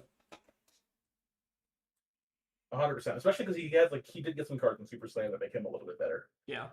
Because like getting the counter on the gloves is like 1 extra point or a couple extra points of damage. Don't forget to sigil. Yeah, let's sigil. Thank you. Oh, we're still gonna flush blood. Holy shit! Let's go. Just fuse it, rip it. Yes, send their shit. Get an idiot. Yeah, the opportunity Oaken. Yeah, Oaken. If they're gonna give it to me for free, I'll do it. And this is putting our Midas for second cycle. They're on the right hat for this matchup. I think there was a game of Armory, or I went to an Armory once, and I think I saw like all 3 Okens fused in the first like 4 turns or something like that, and I felt bad. I felt bad. I feel like that shouldn't happen in an Armory, but that's life. Sometimes I remember when this hero was coming out, people were like, "We have to ban Oakenol. This hero's going to be too strong," and I was like, "Go away." Yeah, that's like the 3-Oak argument with Marlin, kind of. Yeah, this hero's not he's okay. Yeah. But like he becomes irrelevant if there's no. I think we're arsenaling this, right? Yeah, that's perfectly fine. Yeah. Oh, we should have gotten greedy. No. Oh, I don't even think we can play it there, right? If we hold it. No, we could not have played it, which is. That's fine. Yeah. All right, but off to a good start here. So I think in this matchup we want to be careful about the Centauri Sellsword. Blood Follows Blade, is that the new card name? Yeah, we probably can let this go, I think, and just see what they do. Oh, this is base go again. We probably go. Is there ever any merit to like ramparting the Oakenold here? Maybe. Yeah, we could do that. Yeah, I was thinking like maybe rampart block Oakenolds, then like Shelter or probably Fate first. Yeah, I would say first. And just get that to the bottom of our deck. Do you think we want to try to be a little bit careful about using our reacts? So Thunderquake. Yes. So what I would want to do here is probably block their next Sword Swing with Everbloom, cast Crumble, and then Arsenal the reacts. Yeah. Unless there's a meaningful on hit, we want to save a react. Yeah, I think that makes sense. All right, pitching the Sigil. Yeah, this is fine. I was almost thinking like maybe we Everbloom to take 1 damage, but we gain 1 deck size. Mm-hmm. I don't know if that was worth it. It might have The been. first one going to graveyard is not a big deal. He's pitching a Sigil, so he's trying to go for fatigue as well. Yeah. All right, let's go ahead and just play out the Crumble. Actually, I think I hit Grains here normally, but I don't actually know which one's better. I think Graves or Gloves are both pretty reasonable. I feel like they're pretty similar value. I guess maybe there's like an argument to like maybe the Brave Forge represents more damage or something over time. I don't know. Yeah, but it also the vest can let them like convert their D-reacts for some value and like fix their like the resource turns, but yeah, it's both are I think pretty reasonable. Yeah, I feel like it doesn't matter too much, but I always like kind of have the same question every time I play against Casai. Yeah. All right, we're on the draw swords. Makes sense. I don't know what Kasai is running nowadays. If they're running like their red and the yellow ones, or if they're just. I feel like I've seen anywhere from like 6 to 9, generally. Yeah, I see a variety of builds with the deck. Yeah, I don't know. I don't play bad heroes, so I wouldn't know. True. True. We could just Righteous Cleansing next turn if we wanted to block a little. That might be I don't want to block a little less. That is greedy. What I want to do here is I'm going to block with, unfortunately, probably Terra Sunder. Okay. And then pit Crumble to Rampart. Okay, yeah, I like this. Yeah, makes sense. And then just holding on the Macho for Hammer Swing, I assume. Yeah, probably. Oh sure, no, that's fine. Not the Glen. I mean, it's basically just -1 card from deck, right? Yeah. All right, so we got. I don't know if we got Reward or Punish. I guess it doesn't really matter, but I guess now we can just block with the Righteous and then give up the Shelter. Yeah, that's fine with me. Going off the D-React is like a little annoying, but I think this is fine. Yeah, I would actually just Coronet Peak here. Oh, interesting. Just keep. There's not. Yeah, there's. I want to keep their D-Reacts in deck. Makes sense. And I don't want her turn to be wide, but like I don't want her to have like a big hand to attack back into me and like set up good on hits. Let's see what their graveyard's looking like. All right, they're missing 1 yellow. Mm-hmm. That's huge. That's so big. Thank you.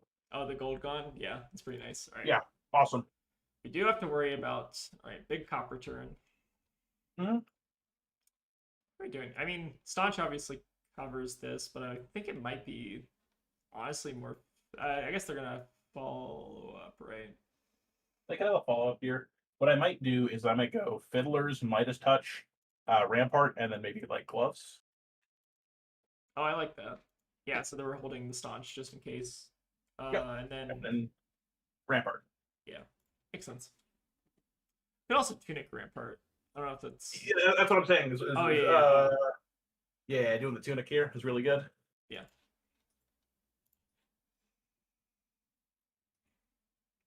Make them have something here. I imagine they're. I mean, most of the time, Kasai, like, they generally don't have React on the first swing, but it looks like they do here. And then we could just pop Boots. Yeah, this is pretty good. We're preventing 3 copper on this swing, which is. I don't know how you translate copper to damage most of the time, but it's a little lot. Value. Yeah. Yeah. And I guess we just staunch this now. Yeah, we could staunch this. Because this still has it says both bond hits. That's fine. We just staunch it. I think it only has the first on hit, right? It only has the 2 copper. That's still like copper we want to block. Yeah, that makes sense. And they're off gold, which is nice. They still don't have the yellow. I'd say it's a pretty good spot.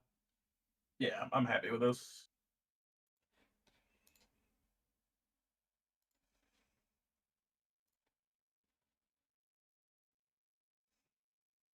Wow, we might actually get a full 2 games in today. That's crazy. Let's go. Let's go.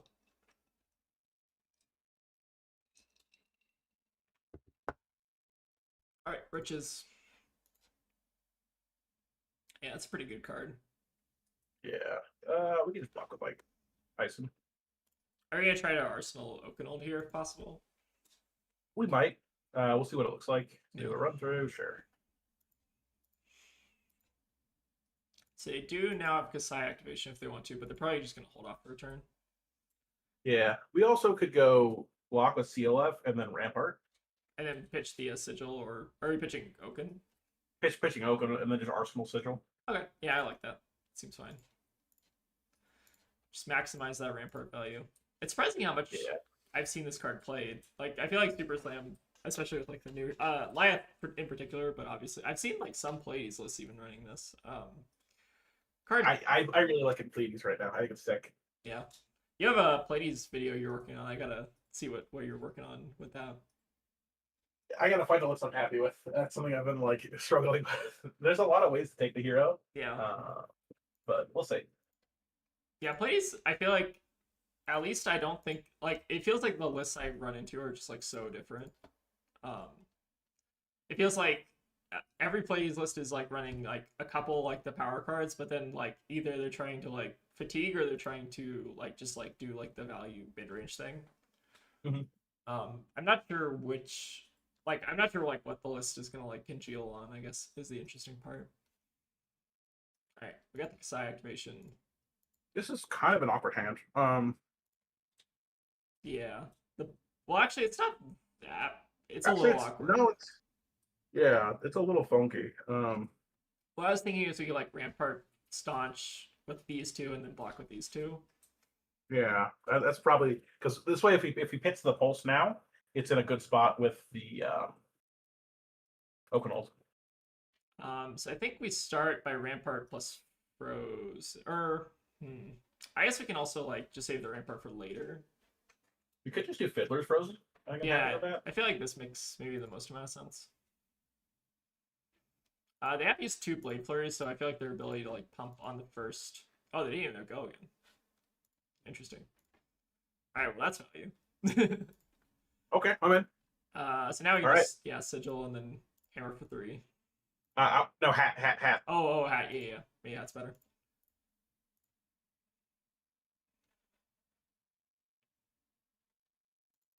Seems good to me.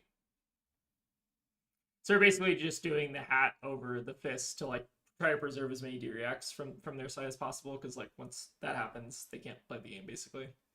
Exactly. That's our army. That's okay. Okay, they did banish the other ones, so this will dominate. That's fine. What are we doing here? We can just staunch it if we want to. We can go staunch and then CNC Arsenal CLF. Oh, I like that. Yeah, makes sense.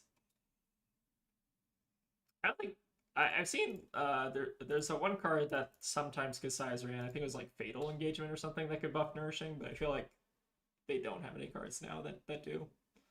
If you do that, I guess you're a better player. I don't know. Yeah, you boomed me. I feel like I've not seen a Fatal Engagement in a very long time, but I've been traumatized by that ever since.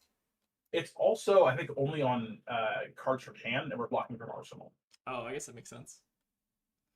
Let's do the CNC. All right. Let's hope we have like a 3D react hand here. That'd be fantastic. Please. I mean, we're definitely winning the life war. It's more, I feel like, the deck war we have to worry about at this point. And also, I'm not afraid of the deck. Oh, you're not afraid of the deck at all? That's funny. I'm not afraid of their deck at all. Because when it gets to low amounts, we have the loop, and they can't stop us. That's true. The Everloom loop is quite nice. Yeah.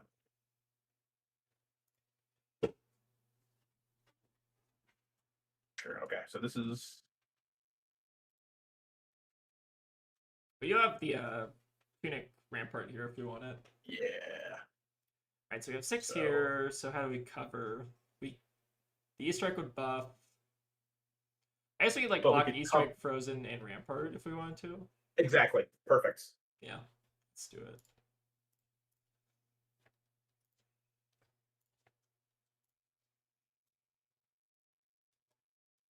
I feel like we've actually been doing like pretty well on time for these games. Like they really haven't, like for how long the game is. Like I feel like we actually played pretty fast. Sync probably. Yep. And that's 2 spoils gone as well. Just hold on to the heart. And we're peaking, right? Yep, we peak them. It's interesting. I feel We're like up 23 life. I feel like it's swing Titan Fist a lot more in this matchup, but I feel like it makes a lot more sense to peak. Like the way you phrased it, I think makes a lot of sense. Because they want to block. Right. Don't let them. Yeah. Especially with like the dynamos, right? Yeah. All right. How many evergreens have we seen? So we've seen 1 evergreens. This is our second one. Mm-hmm. All right. Last spoils. Lots of sigils still left in the deck too, which is interesting. Mm-hmm. All right, so we do want to deny the copper if possible, but I mean, we have double D-React, so we might as well just like use one. If they go for something, then we use the other. Yeah, that's what I'm thinking. I guess let's start with the shelter in case we need to like sync the sigil for a block card or like a card that works blocks. for me. Yeah. Yep. And we're okay to block with Everbloom here. We also have Remembrance to get them back if we need them. That's true. All right, there's Unsheath. Sure. So this is fine. We just block Everbloom, sync this. We can't. Could also Rampart. Is it worth it to keep the card in deck for 2 copper? Well, if we go Rampart sync. Oh, we're right? Oh yeah, that's way better, right? And then are we keeping the Everbloom or are we keeping the sigil? Keep the sigil. It's worth more value, I think. Okay, yeah, that makes sense. I was thinking we Rampart as Everbloom, but yeah, this is way better.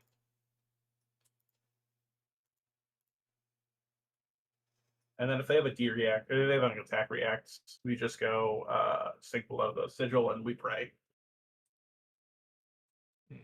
Do we sync below Let's go. now or no? No. Yeah, Nope. I don't think so.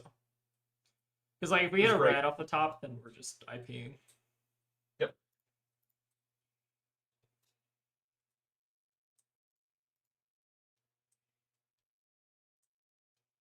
I would probably like in a real game, I would sigil there, just because they could have poison. Oh, true. It's happened. Yeah. Sorry, I was looking over at chat and I saw I join and see a 50 health Yarl. The audacity, honestly, we're actually at 53 health, so yeah. Or we're gonna be at like 56 health, so it's only getting worse. Let's go. I think it's getting better. Yeah, COIB is alive and well in 2025.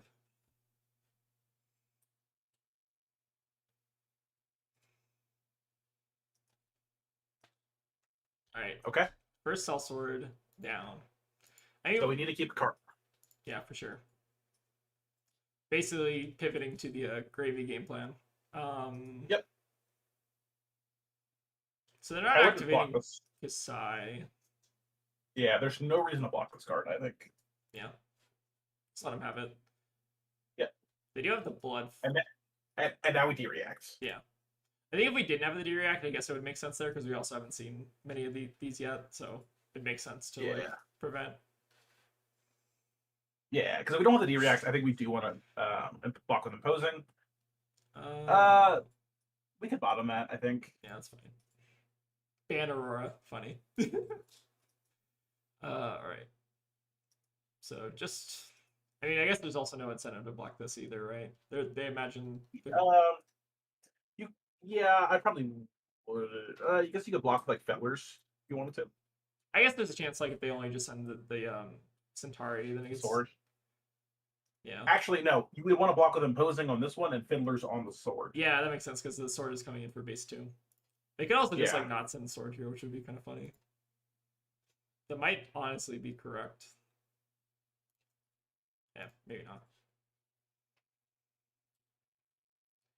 Can't keep getting away with this. All right, so we're not quite at 56. We're at 55. I think we've also seen almost all of the life gain in our deck. We have 1 more Fiddlers, and then I guess the 2 Everblooms. Yeah. All right. Centauri Sellsword. Now we can swing. Get out of here. Get out of here. Right. Oh, this is a bad hand. All right, this is where danger can Yeah. happen. If they find another Blood Follows Blade, that could be rough, but I do like seeing them pitch to draw swords here. Yeah. For what it's worth, Okay. we do also have the Tunic up, which is nice. Yep. Alright, Trot, we don't care I about. don't want. This is coming in for what? 6, 5, 4. Okay. So we have to block 2 cards on this. So yeah, I mean, they're all just functionally 8s. I guess we maybe keep the 6s, but it doesn't really matter too much. Yep, this seems fine. They don't really have. I mean, Kasai typically doesn't have a ton of ways to pump on the first attack, so I feel like since we saw the 2 Blade Flurries pretty early, we actually don't have a ton to play around now. Not a lot. Yeah. If we would have Ramparted there, we would have gotten a little bit extra value, or actually, not too much. But so Hot Streak coming in. This is not getting buffed though, which is nice. So I guess maybe we just Rampart here and get a little greedy. Yep, we Rampart with Tunic and we're cool. Let's do it.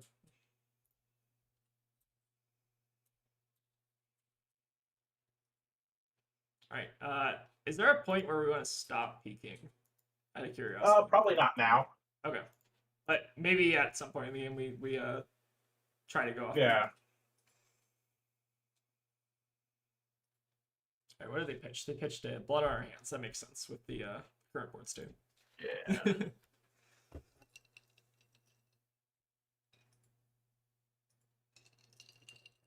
All right. I wonder how many yellows Kasai is on lately. I don't know. How many have we seen? We've seen 8. Quite a few. Yeah. Yeah. Okay, so we have the Centauri. Is our Remembrance good yet? Probably not. Yeah, we only have 1 Oaken. Yeah. We can go Rampart with Remembrance and just see what they do. Yeah, I like that. And then we're trying to cover with the Fate. Yeah.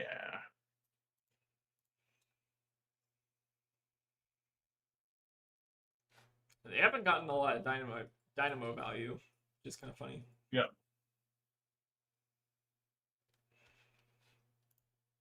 I might. Okay, yeah, that's fine. Oh, sorry. I was doing that to block the Kasai. Oh, right. This is a Kasai activation. Yeah, block that every time.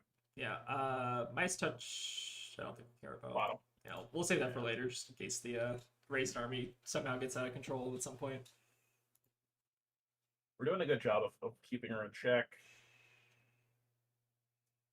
We could give the gauntlets here if we wanted to, and like hold up. That's what I'm thinking, because it's pretty fate. Like, she can't have a reaction here, I don't think. Yeah. Maybe she has in the swing, but if she does, she does. I feel like they would have played it though, like a while ago if they had it. Yeah. Maybe. I feel like this card in Arsenal is like D-React almost assuredly. Are we gonna use this turn to maybe have an excuse to play out the CLF? Yeah, I like that. I think this is a good turn to CLF and just like force them off of clean our Arsenal out, and then we can start figuring things out. For sure. All right. And then yep, let's CLF pass.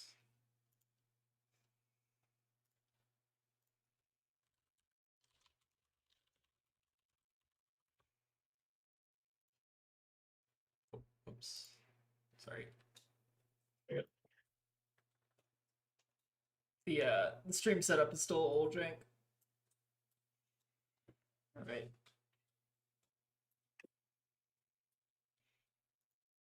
So we're down how many cards in deck right now? Oh, there's Nourishing. That's kind of annoying.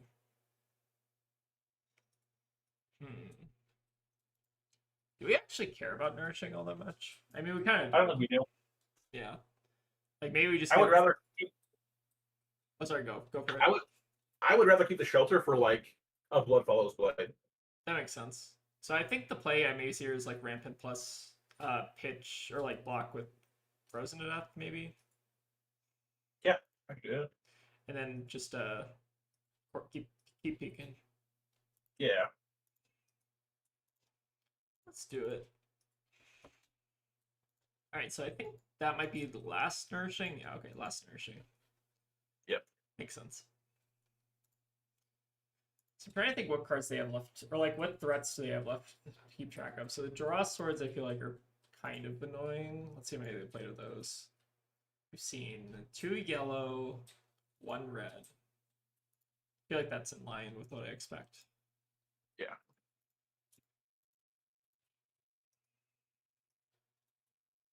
All right, one day we'll attack our opponent, but not today. Keep up peeking. It's interesting how much we're using peek in this matchup because I feel like this is actually kind of valuable, at least for my Yarl knowledge. Like, I feel like I tend to not use this card as much as I could be using it. Yeah. Like, what matchups do you think like Coronet Peak is kind of like best into? I feel like into like ninjas or any deck that's really trying to keep like a 5-card hand is quite good. Yeah, Ninja's Fang, it feels quite good in Verdance. Okay.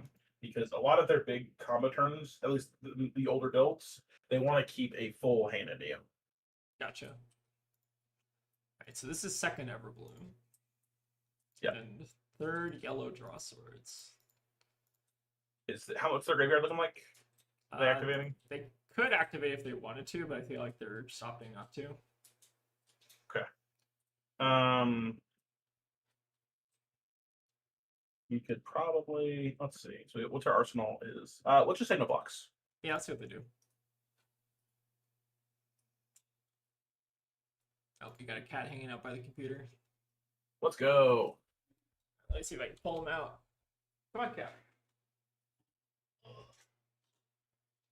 All right, hold up. I'm sorry about this. There you go. Gotta bother the cat when available. All right, no reacts. All right, not too scary of a draw source turn. So now, definitely just Everblooming, right? Let's. Hold on. Oh, actually, sorry. What if we just send Cranial Crush? That's also pretty reasonable. It's like this is like a big enough thing where it's like this is a crush that matters for them if he wants to like play draw swords. That's true. I feel like they are sitting on a react though, based on like how they've been playing the last couple turns. Sure. But we eventually like that will come out eventually. So I think like this is a turn where it's free for us just to send this. Okay. Yeah, I don't mind this. I fully expect. So what reacts have we seen? We've seen Sync. I feel like most Casai is on like Sync Shelter at this point, at least from my Marlin gaming. Yeah. You should be on. They should be always only on Sync, and then maybe on Shelter. Yeah. I don't think we've seen a fade. Yeah, I don't think we've seen a fade. At least not that I remember. Yeah. All right, they got their Valiant Dynamo's value there. Correct. All right. Oh, yeah, I forgot to show the cat. There we go. Hey, buddy. Oh, okay, they are on fade. Interesting. Okay.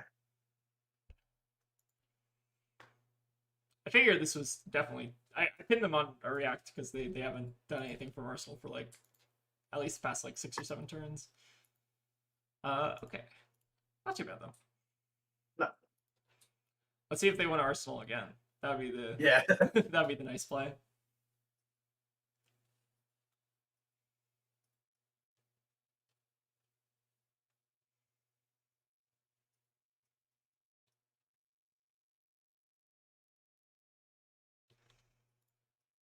All right, so they're out of yellows. Yep. And they're not sitting on any gold either, which is quite nice. All right, Provoke, I think, is also another card we've not seen a ton of. We haven't seen a lot of yeah. Interesting. We could just block with Imposing and see what they do. Yeah, I like this. Force them to have a way to go. We've also not seen. Have we seen any Blade Runners? I don't know if we have. I think they may have hopped off Blade Runner. Provoke, sure. And Bloodfall's Blade. That's an interesting combo. The synergy is overwhelming here. All right, just go. We can footsteps. Oh, footsteps over. Okay, I guess yeah. Do we want to just leave the seal up in the deck for Ice Fuse? Just in Sure, case? but it's also a better card to block with at the end of the game. Oh, true. Because it won't turn on Hot Streak. Makes sense. Why would you? Okay, yeah. Yeah, we got some interesting lines here. I just block with CNC. Yeah, We're okay. they might not even have like, an arsenal here. Yeah. They want to just like play out into the swing, which we've not seen a ton of either. And then we boom them. All right, we are getting a little low in deck size. Is that concerning? Nope. Okay. No, I'm not worried about it yet. We are up like 20 something life. That's true. 18 life. Yeah, it's interesting. I feel like in this matchup I swing hammer a lot more, but I understand the rationale, right? Like we want to just leave them with a bunch of cards that like do nothing, and then they can't use their weapons effectively. Yeah.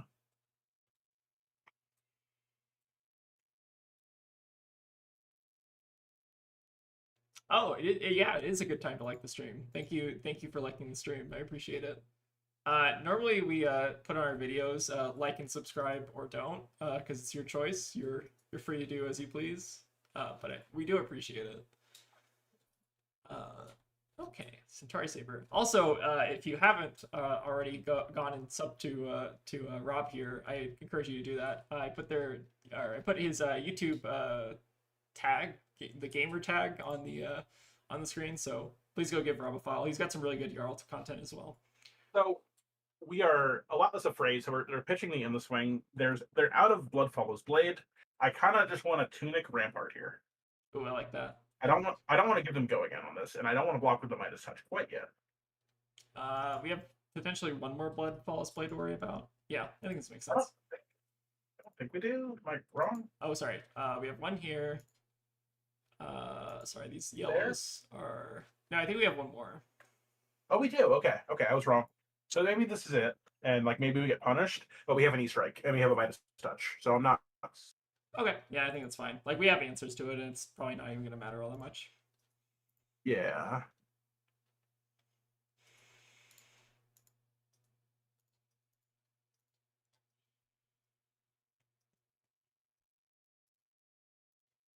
All right, love pass.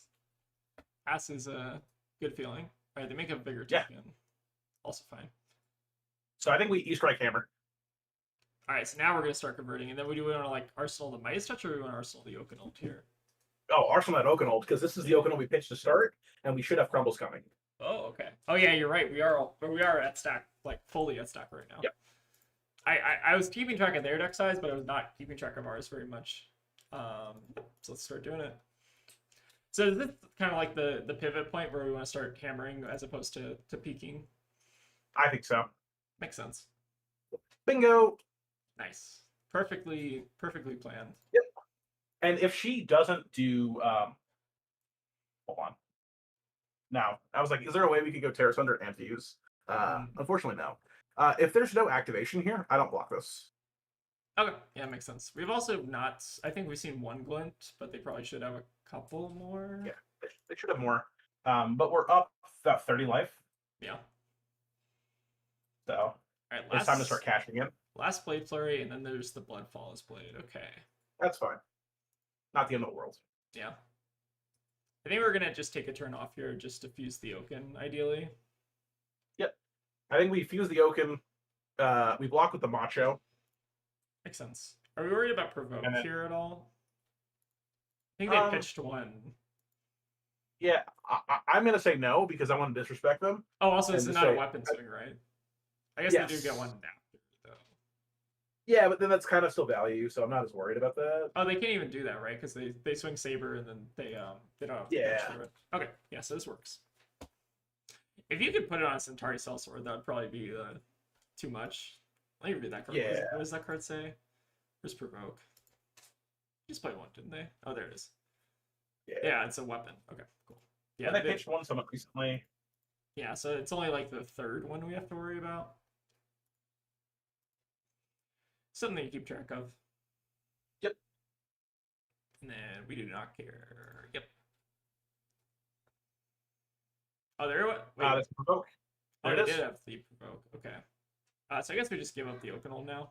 Yep. Unfortunate, but not the we have remembrance. Yep. Oh, so did they crack gold? How did they get their pitch? They draw swords? They draw swords. I think. Oh, that's what it was. Okay. Yeah. Makes sense. Yeah. I think the cats are having a spat right now. Yeah, I heard that one. Makes us a little less puts us in a little tougher of a spot, but yeah, I think I'm not super worried where we are. Yeah. They still like kind of have to keep a lot of cards to make use of the Sellswords, which is nice. Yes. Like And then we can just kind of block out and swing up a sellsword. yeah, like they have to have a blue, they have to have go again, and then they also have to have I guess maybe just blue go again. That would work. Or they also have the bigger token, I guess, so they can go again source, bigger token, something something. And there's shelter. So they're discarding shelter and playing a react. Okay. Oh, it's kind of getting the cards we wanted anyway. I think they're choosing D-React as this mode. Oh, okay. So, do they have a, what's it called? take it on the chin? Potentially. Or, oh, they're maybe just eating it. Oh, okay. They played Sigil. Okay. I think we're just IPing. Dumb Arsenal. Yeah. Yep. Interesting. We could give up a card here and just take the turn off to clear the Cell Sword. Yeah, could also, I like that. I think yeah. Block with Crumble. Okay. Do we want to leave Crumble in the deck at all, or do we want to leave the blues? We could just block with Rampart. Rampart's also not a terrible play, I feel like. We're basically losing 1 life value for 1 deck value. Yeah, let's block with Rampart. Pitch the Crumble. Yeah, let's do it. And then we just hammer the Sellsword Arsenal with Pulse. Yep. And Pulse is really good right now because they have no chest. True. Alright, we got all 3 Oaken Ults in the graveyard, so we do have our Remembrance to start bending it back. Alright, so what we're doing, we're hammering this. Doesn't really matter. I guess we should hold on the Cranial, maybe that's slightly better, but I feel like it's a little bit, yeah. Probably will not matter a ton, but in the case that we end up playing Cranial Crush for some reason, I guess it's a little bit better. So Rob, I don't. Oh, sorry. Go for it. Sure. How many Terra Centers do we have left in the deck? Oh, let's check. I think. Let's take a look. All right, we have 2 Terra Centers. We have 2 left in the deck. Oh yeah. Yeah, we're good. I don't think I ever got the chance to ask you your opinion on Mastery Pack Guardian. At least on camera. Do you have any spicy opinions about that set? I like it a lot more than most people. Oh, really? Okay, interesting. I do. That is very. I think it's. I don't think it's like everyone says it's a dog shit set. It's bad. It's there are I have some issues with it. I don't love or I think it's like a little bit more expensive than your average pack. Maybe it's not. Yeah. And it's also just like the one rare feels kind of weird and bad. Yeah. I get why they did what they did for like crack shuffle play. It's very fun. I'm a big fan of it. I would block with Crumble here. Probably. Okay, so we're getting a gold. Yeah. It's gonna come with a hot streak. This is just 2. Yeah, just 2. We could just block with a Crumble and be okay. Yeah, I think it's fine. How many Crumbles do we still have left? Do we have 1 still left in the deck? Yep. Yeah, 1's good enough. I think that's fine. Is there ever merit to me blocking the Cranial Crush on the hot streak? I don't know. Oh, no, yeah, it does already have go again. You're right. That's on me. It's already fine. I feel like it might not even end up mattering that much. Yeah, I just see hot streak and I go, okay, would not attack, so I have. Yeah, I think Mastery Pack Guardian. You have to consider about like when it was printed for, because this was not a set that was supposed to come out when it did. Yeah. It was. I've heard people say it was supposed to come out like around Rosetta, but I thought it was supposed to come out after Hunted. But either way, it's a much better time for the set. Things line up much better. Yeah. I think Volda is a much more respectable hero around those times. That makes sense. I think a lot of people got caught up in the marketing of that set. I feel like that's my biggest complaint about it. But like the cards are fine. I think it's just the promise, I guess. It's a really good like introductory set.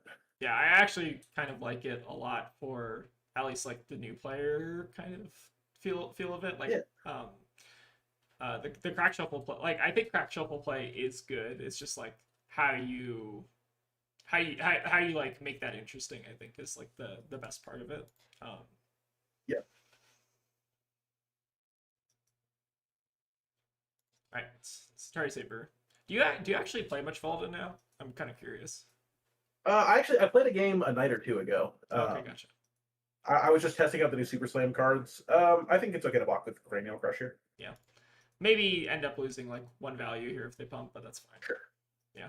If they pump, I'm going. We pulse here. Okay. Just pitching the heart. Yeah, pitching either is fine. Sounds good.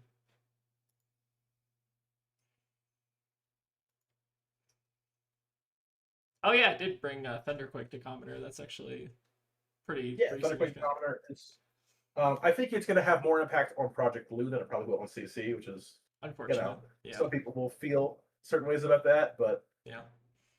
I overall have been very impressed with the set. I think Vault is a really cool hero. I took her to Kansas City, had a rough loss on the stream with her, but I think the deck is very powerful still, and I think she gets better with Super Slam.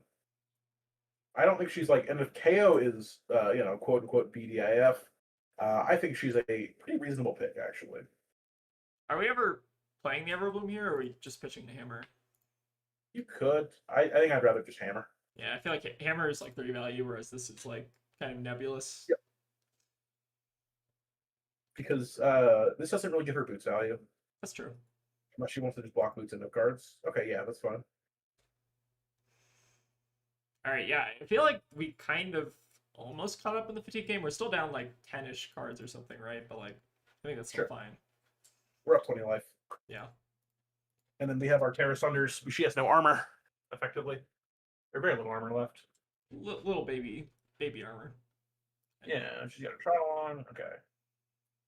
Not straight. Sure. All right, so here we can block. I block Imposing Visage here, I think. Makes sense. Are we gonna end up sandbagging the Midas Touch here? We might. They did pitch another Raisin Army, but they aren't sitting on much gold. I honestly maybe just like blocking here.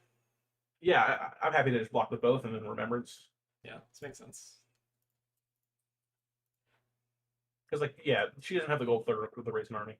Yeah. I feel like we've done a pretty good job of like denying the gold thus far. I don't think they even have an. Oh no, they're 1 card off activation. Okay. Good to keep track of. All right, let's see. Let's grab open old. And then, are we grabbing a Crumble or the third Oakenold? I always debate about this.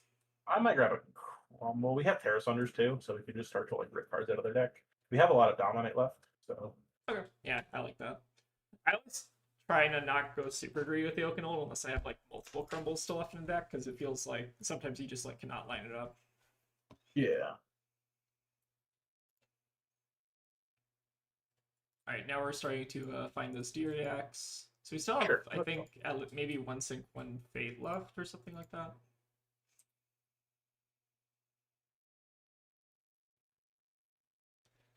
We still have blood on our hands too that we have to worry about. So I guess we still should kind of respect this copper. I think that's also third Raisin Army. Yeah, I think we could block with Macho and Thunderquake here. Yeah, I like that. Seems good. And we only, I mean, this is only 1 copper, so even if they do blood on our hands, like, I don't think we really care that much about it. I'm not super concerned. I also and then we go. Maybe just like doing this. Yeah, I think it's. She can have a copper. Oh, I know. Blood on her hands becomes very bad. I think Outland Skirmish. Oh, does it? Outland Skirmish apply to all weapon attacks? Oh, next time a weapon. Oh, yeah. Okay. Yeah. And yep. Yeah. I think 1 copper is fine. I think she also has like all 3 blood on her hands left still, maybe. At least and she has no spoils left, which is really important. Yeah. I feel like the spoils is typically how they kind of like get that value. So this is the blood on her hands. I don't want to block this. Could theoretically Rampart if we really wanted to, but no, because I want to go Terra Sunder and Oakenold here. Oh, okay. Yeah, I like that. And we got rewarded as well. Yep. So I think they have 1 more glint. I'm just trying to keep track of like what threats they actually have left. Yeah. We've seen all the Bloodfellows blades. Yeah, we're just holding on to this, right? Yep. If we take this, we're at 35. But that's like we can't dip below 40. True. Gotta stay nice and healthy.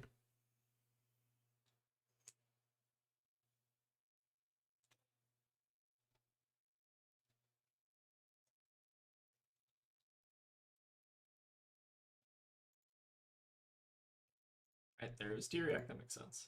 Okay, there we go. I wonder, I guess if they don't have D-React from Arsenal, that makes a lot of sense. I wonder if we maybe should have put them on D-React from Arsenal, but that's like pretty minor. Yeah, it's possible. I think we're still doing pretty okay here.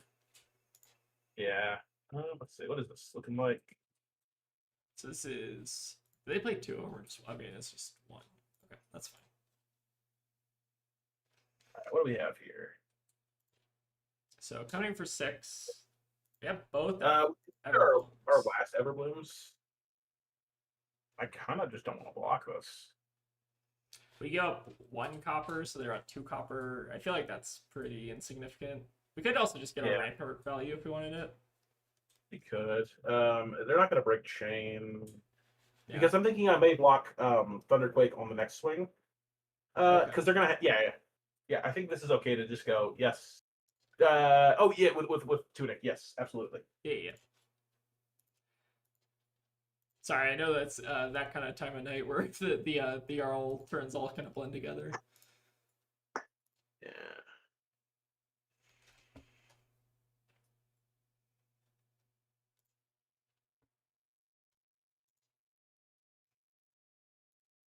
And then we're blocking with what here? I forget. Sorry, the Thunderquake.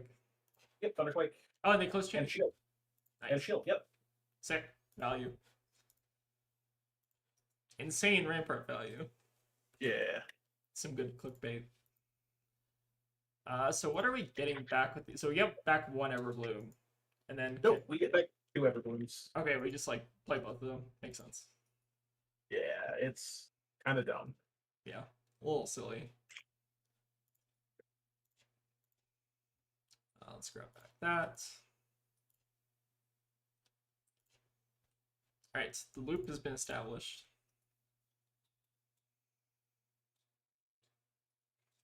All right, Dynamo block also fine.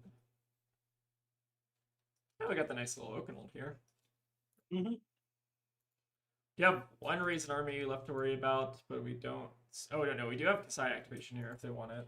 Okay. Interesting. So this is coming in for 6. We don't want to block this because we need these cards in our deck. Yeah, I agree. Is there any merit to block, like pitching Midas Touch to Rampart? I don't think so. Okay. Yeah, maybe just take this then. Because they might get an arsenal with Midas Touch. Makes sense. All right, that's the last glint, I think. That's their last provoke 2 and pitch. Makes sense. It's still no blocks, I think, right? Yep. Yeah, let's do it. All right, there's in the swing. Yep. Oh, whoop. A little too farther. All right, there we go. And I guess we're just like over pitching this Midas Touch, or are we trying to save it in Arsenal? I like to Arsenal that because next turn we have it live. That's true. All right, let's get the Oakenold train rolling here. Oh, actually, this is the last Oakenold, right? Because I think we played the other one on Terra Sender. All right, we do have to be a little bit careful here. Glacial's not bad. We're gonna just slam that.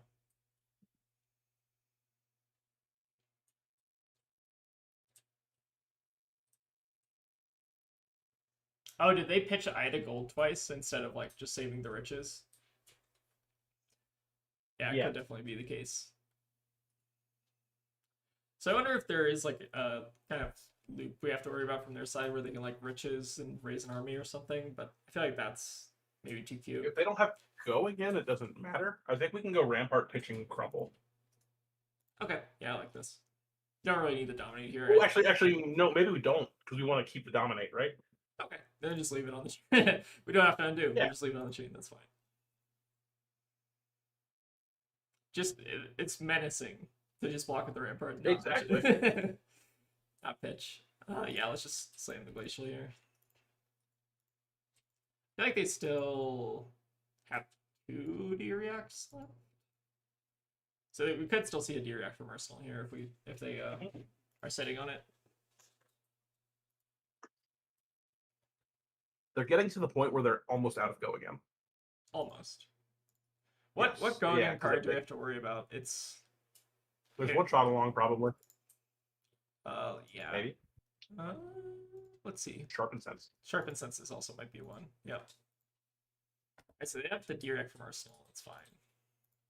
Yep.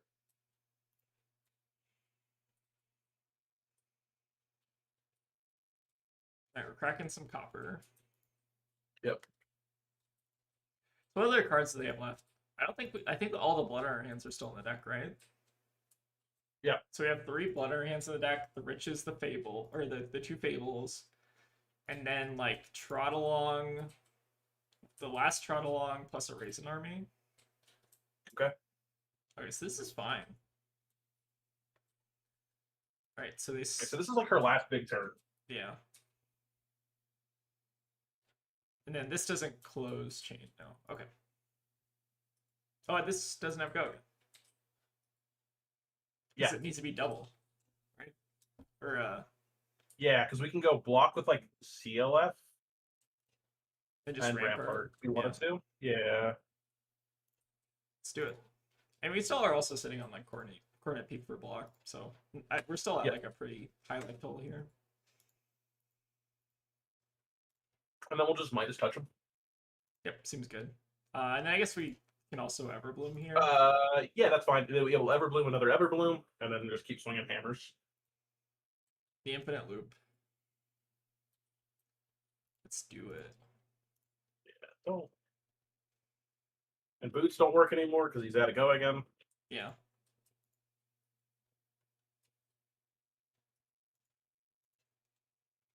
Yeah, I feel like the Coordinate Peak did we basically just like clawed back all the Coordinate Peak activations by just like making them not be able to convert their hand, right? Mm-hmm. I guess Blood on Our Hands is kind of a go again, but I don't know if that really counts.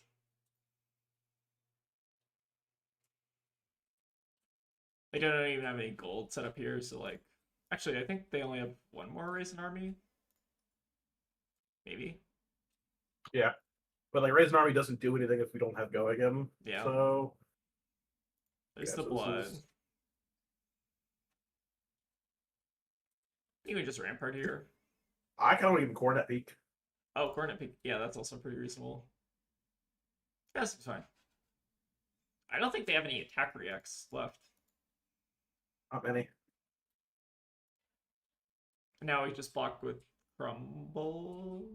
Channel Mount Isom probably, but like it doesn't really matter. Yeah, I mean these are functionally just kind of titanium bubbles for the most part. Yeah. Titanium bubbles with ice on them. Okay, let's do both. Let's bring back the Everbloom. Keep swinging away. Mm-hmm.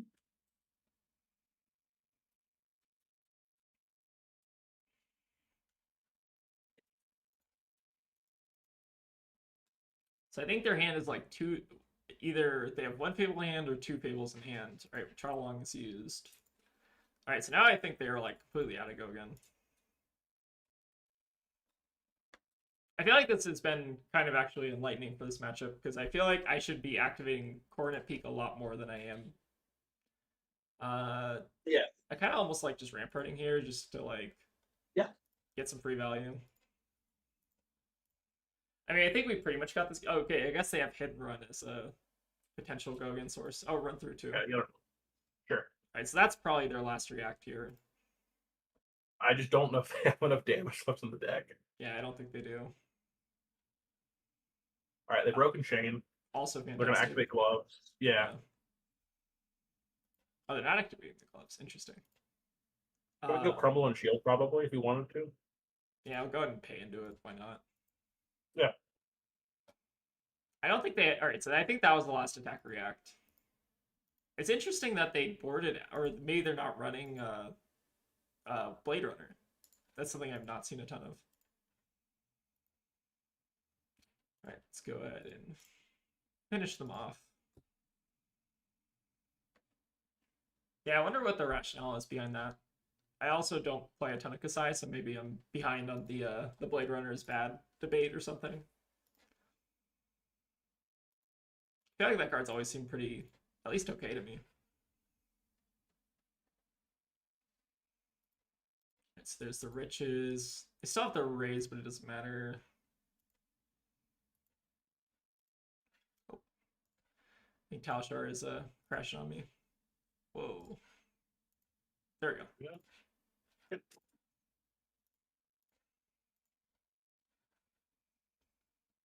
All right, provoke value. Crumble. Yeah. Oh boy, it's like really not agreeing with me. Yeah, it's chugging. Oh, there we go. you've taken too many turns. Too many turns. All right. Oh, also, secret for people who don't know: if you ever see like that you can't see your hand, go to the lobby instead of the join game, and that's typically what fixes that for me.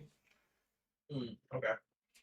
Oh, okay. So there, we actually have an explanation for why no Blade Runner. So the pitch curve on Blade Runner plus draw swords is bad. So you got 4 resources. You want to free go again in the draw swords list. Like Sharpened Senses, Blade Runner is sort of on either. Blade Runner is sort of an either or with draw. Okay, I see what you're saying. So basically, it's just kind of like inefficient. I wonder if we're getting a DDoS tier by our opponent. Very possible. Okay, let's grab the Everbloom. And that's Swing Hammer, Arsenal.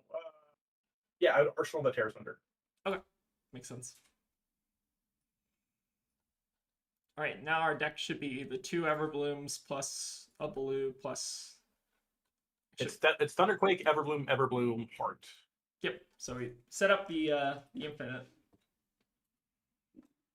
Not that I think it matters because our opponent also has 4 cards in deck, but yeah, this has actually been like really helpful, at least for this matchup. I feel like Coordinate Peak is like kind of an underrated card right now. Yeah, it's only we can play it, so a lot of people forget about it. Yeah, especially into like decks that aren't running Tunic, it's like pretty powerful. It's a beating in the Syndra. If she's like, I think I've played it with players like I think I have to play Tunic because you're on Coordinate Peak. That kind of makes sense, honestly. Which makes her deck so much worse. Yeah. All right, last go again. And then their hand is 2 Fables, and then something random in Arsenal. I made like the raise. Do we have one more raise to worry about? But I guess it doesn't matter. Oh, it's raised. That's what it is. That's their Arsenal. Yeah, that makes sense. I don't think we pitch. Oh, don't even pitch. Yeah, because we can just go. Well, it doesn't matter. Yeah. But I was thinking just end the game with Terrace Under. And, oh, I guess that makes sense. Yeah. Like, yeah, that tracks. I actually don't think they can block. I mean, they pitch, can't. Yeah. They'll have 1 armor, and then there's just 2 Fables left. Well, I guess now we get the Rampart value. True.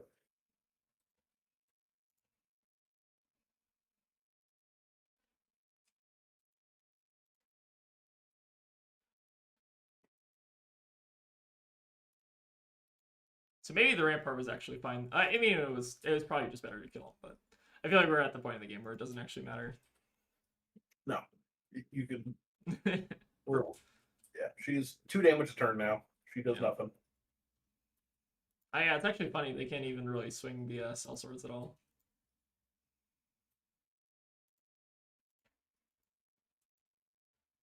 All right, hit him with the Thunderquake.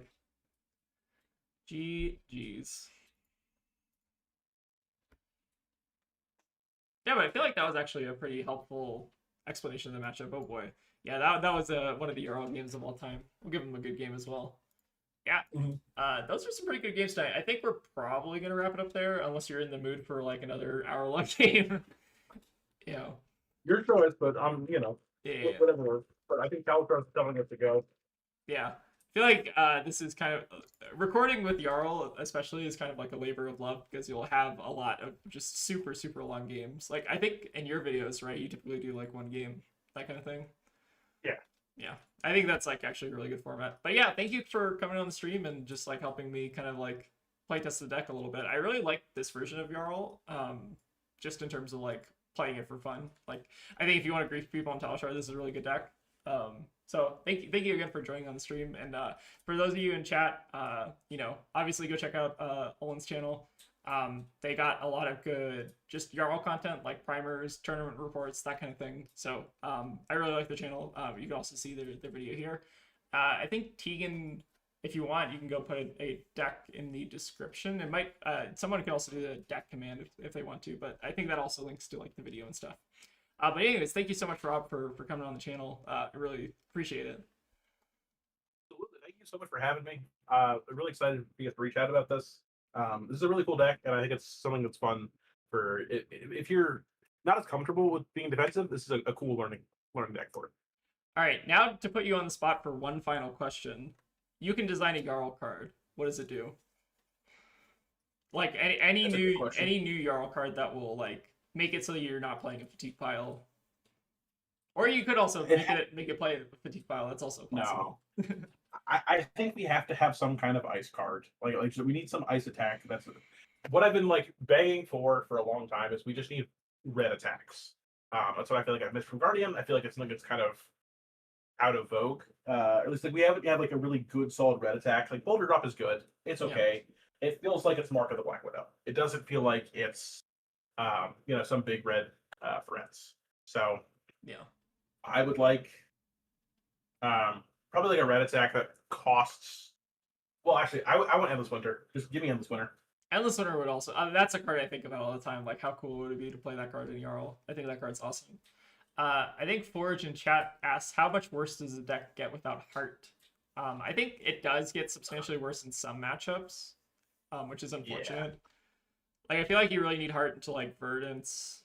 I feel like any of the just, like, super grindy matchups, you really kind of need it. It's also pretty good in aggro, where it's just like that they're putting pressure on you. Like in a Syndra, if you're able to see it like 2 or 3 times, it can be really good. Because you'll burn through your deck pretty quickly just blocking out, and then as soon as you get to like Heart, you go like Coronet Peak Heart, gain a life, and take a card from their hand is pretty powerful. Yeah, I feel like Heart, like you can play the deck without Heart, but I feel like a lot of the strength of the deck does kind of come from Heart, which is kind of unfortunate. Like I kind of wish this card was like less expensive than it was. I mean, the good news is it's probably as low as it's ever been. I'm seeing it at $200 right now. Yeah. I've actually been trying in the market to try to buy one recently. But yeah, trying to find one is a little less. I will say I'm not a fan of playing Fables. I'm not a fan of having to buy a $200 card that goes in my deck that I don't always see and it's not always relevant. But it's a reality with this game, unfortunately. Yeah. But at least it's not Eye of Ophidia. Yeah. At least like I think Riches was also kind of like a I don't know. I feel like Riches is like a very similar mistake to Heart in that just like a lot of decks run it so that it ups the price point a lot. I kind of wish that Fables were a bit less good and also more like class specific than they kind of are. Or like talent specific, yeah. Something like that, just so it like kind of like you want to basically like cap the number of like decks that can play Fables at like 2 to 3, maybe like 2 to 3 decks can play Fables, so that like not everyone in the game is like competing for the same card. It's like kind of I don't know, a little crappy. Yeah, but there's I've heard rumors of Sword Championships coming, kind of to counteract what people were talking about with like if you win a PQ you're out and you can't play more PQs, but also could give us Sword Championships is another way for people to play, which I would love. Oh, but interesting. having a random Fable as a prize, cool way to reprint Fables and also give some people something to play for. Oh, that's super interesting. I haven't heard much about the Store Championship, but that would be kind of sick, depending if that comes to Colorado or not. All right. It should just be like as much as PQ, but we'll see. Yeah, hopefully. All right, well, thank you so much for jumping on the channel. If anyone has any final kind of comments for Rob or the stream, but thank you all for joining. And then again, I probably said this like at least 3 or 4 times, but please go check out Rob's channel. It's at Olin Together on YouTube. You can also find his video in the deck and also kind of on the front page of Fabry, which I think it also deserves to be there as well. So yeah, big shout out to Rob for joining the stream and kind of just, I guess, evangelizing us on the strength of Yarl. So really appreciate it. Hey, thank you so much. I really appreciate having me. Yeah. So, all right. I think we're probably going to wrap up the stream there. But yeah, we'll probably... I think we actually do have a plan for a video some point in the near future. So maybe you'll see more of me, Rob, and maybe some other guests at some point as well. All right. Yeah, thank you all for joining. And we'll cut the stream off there. So thank you all and see y'all later. Take care.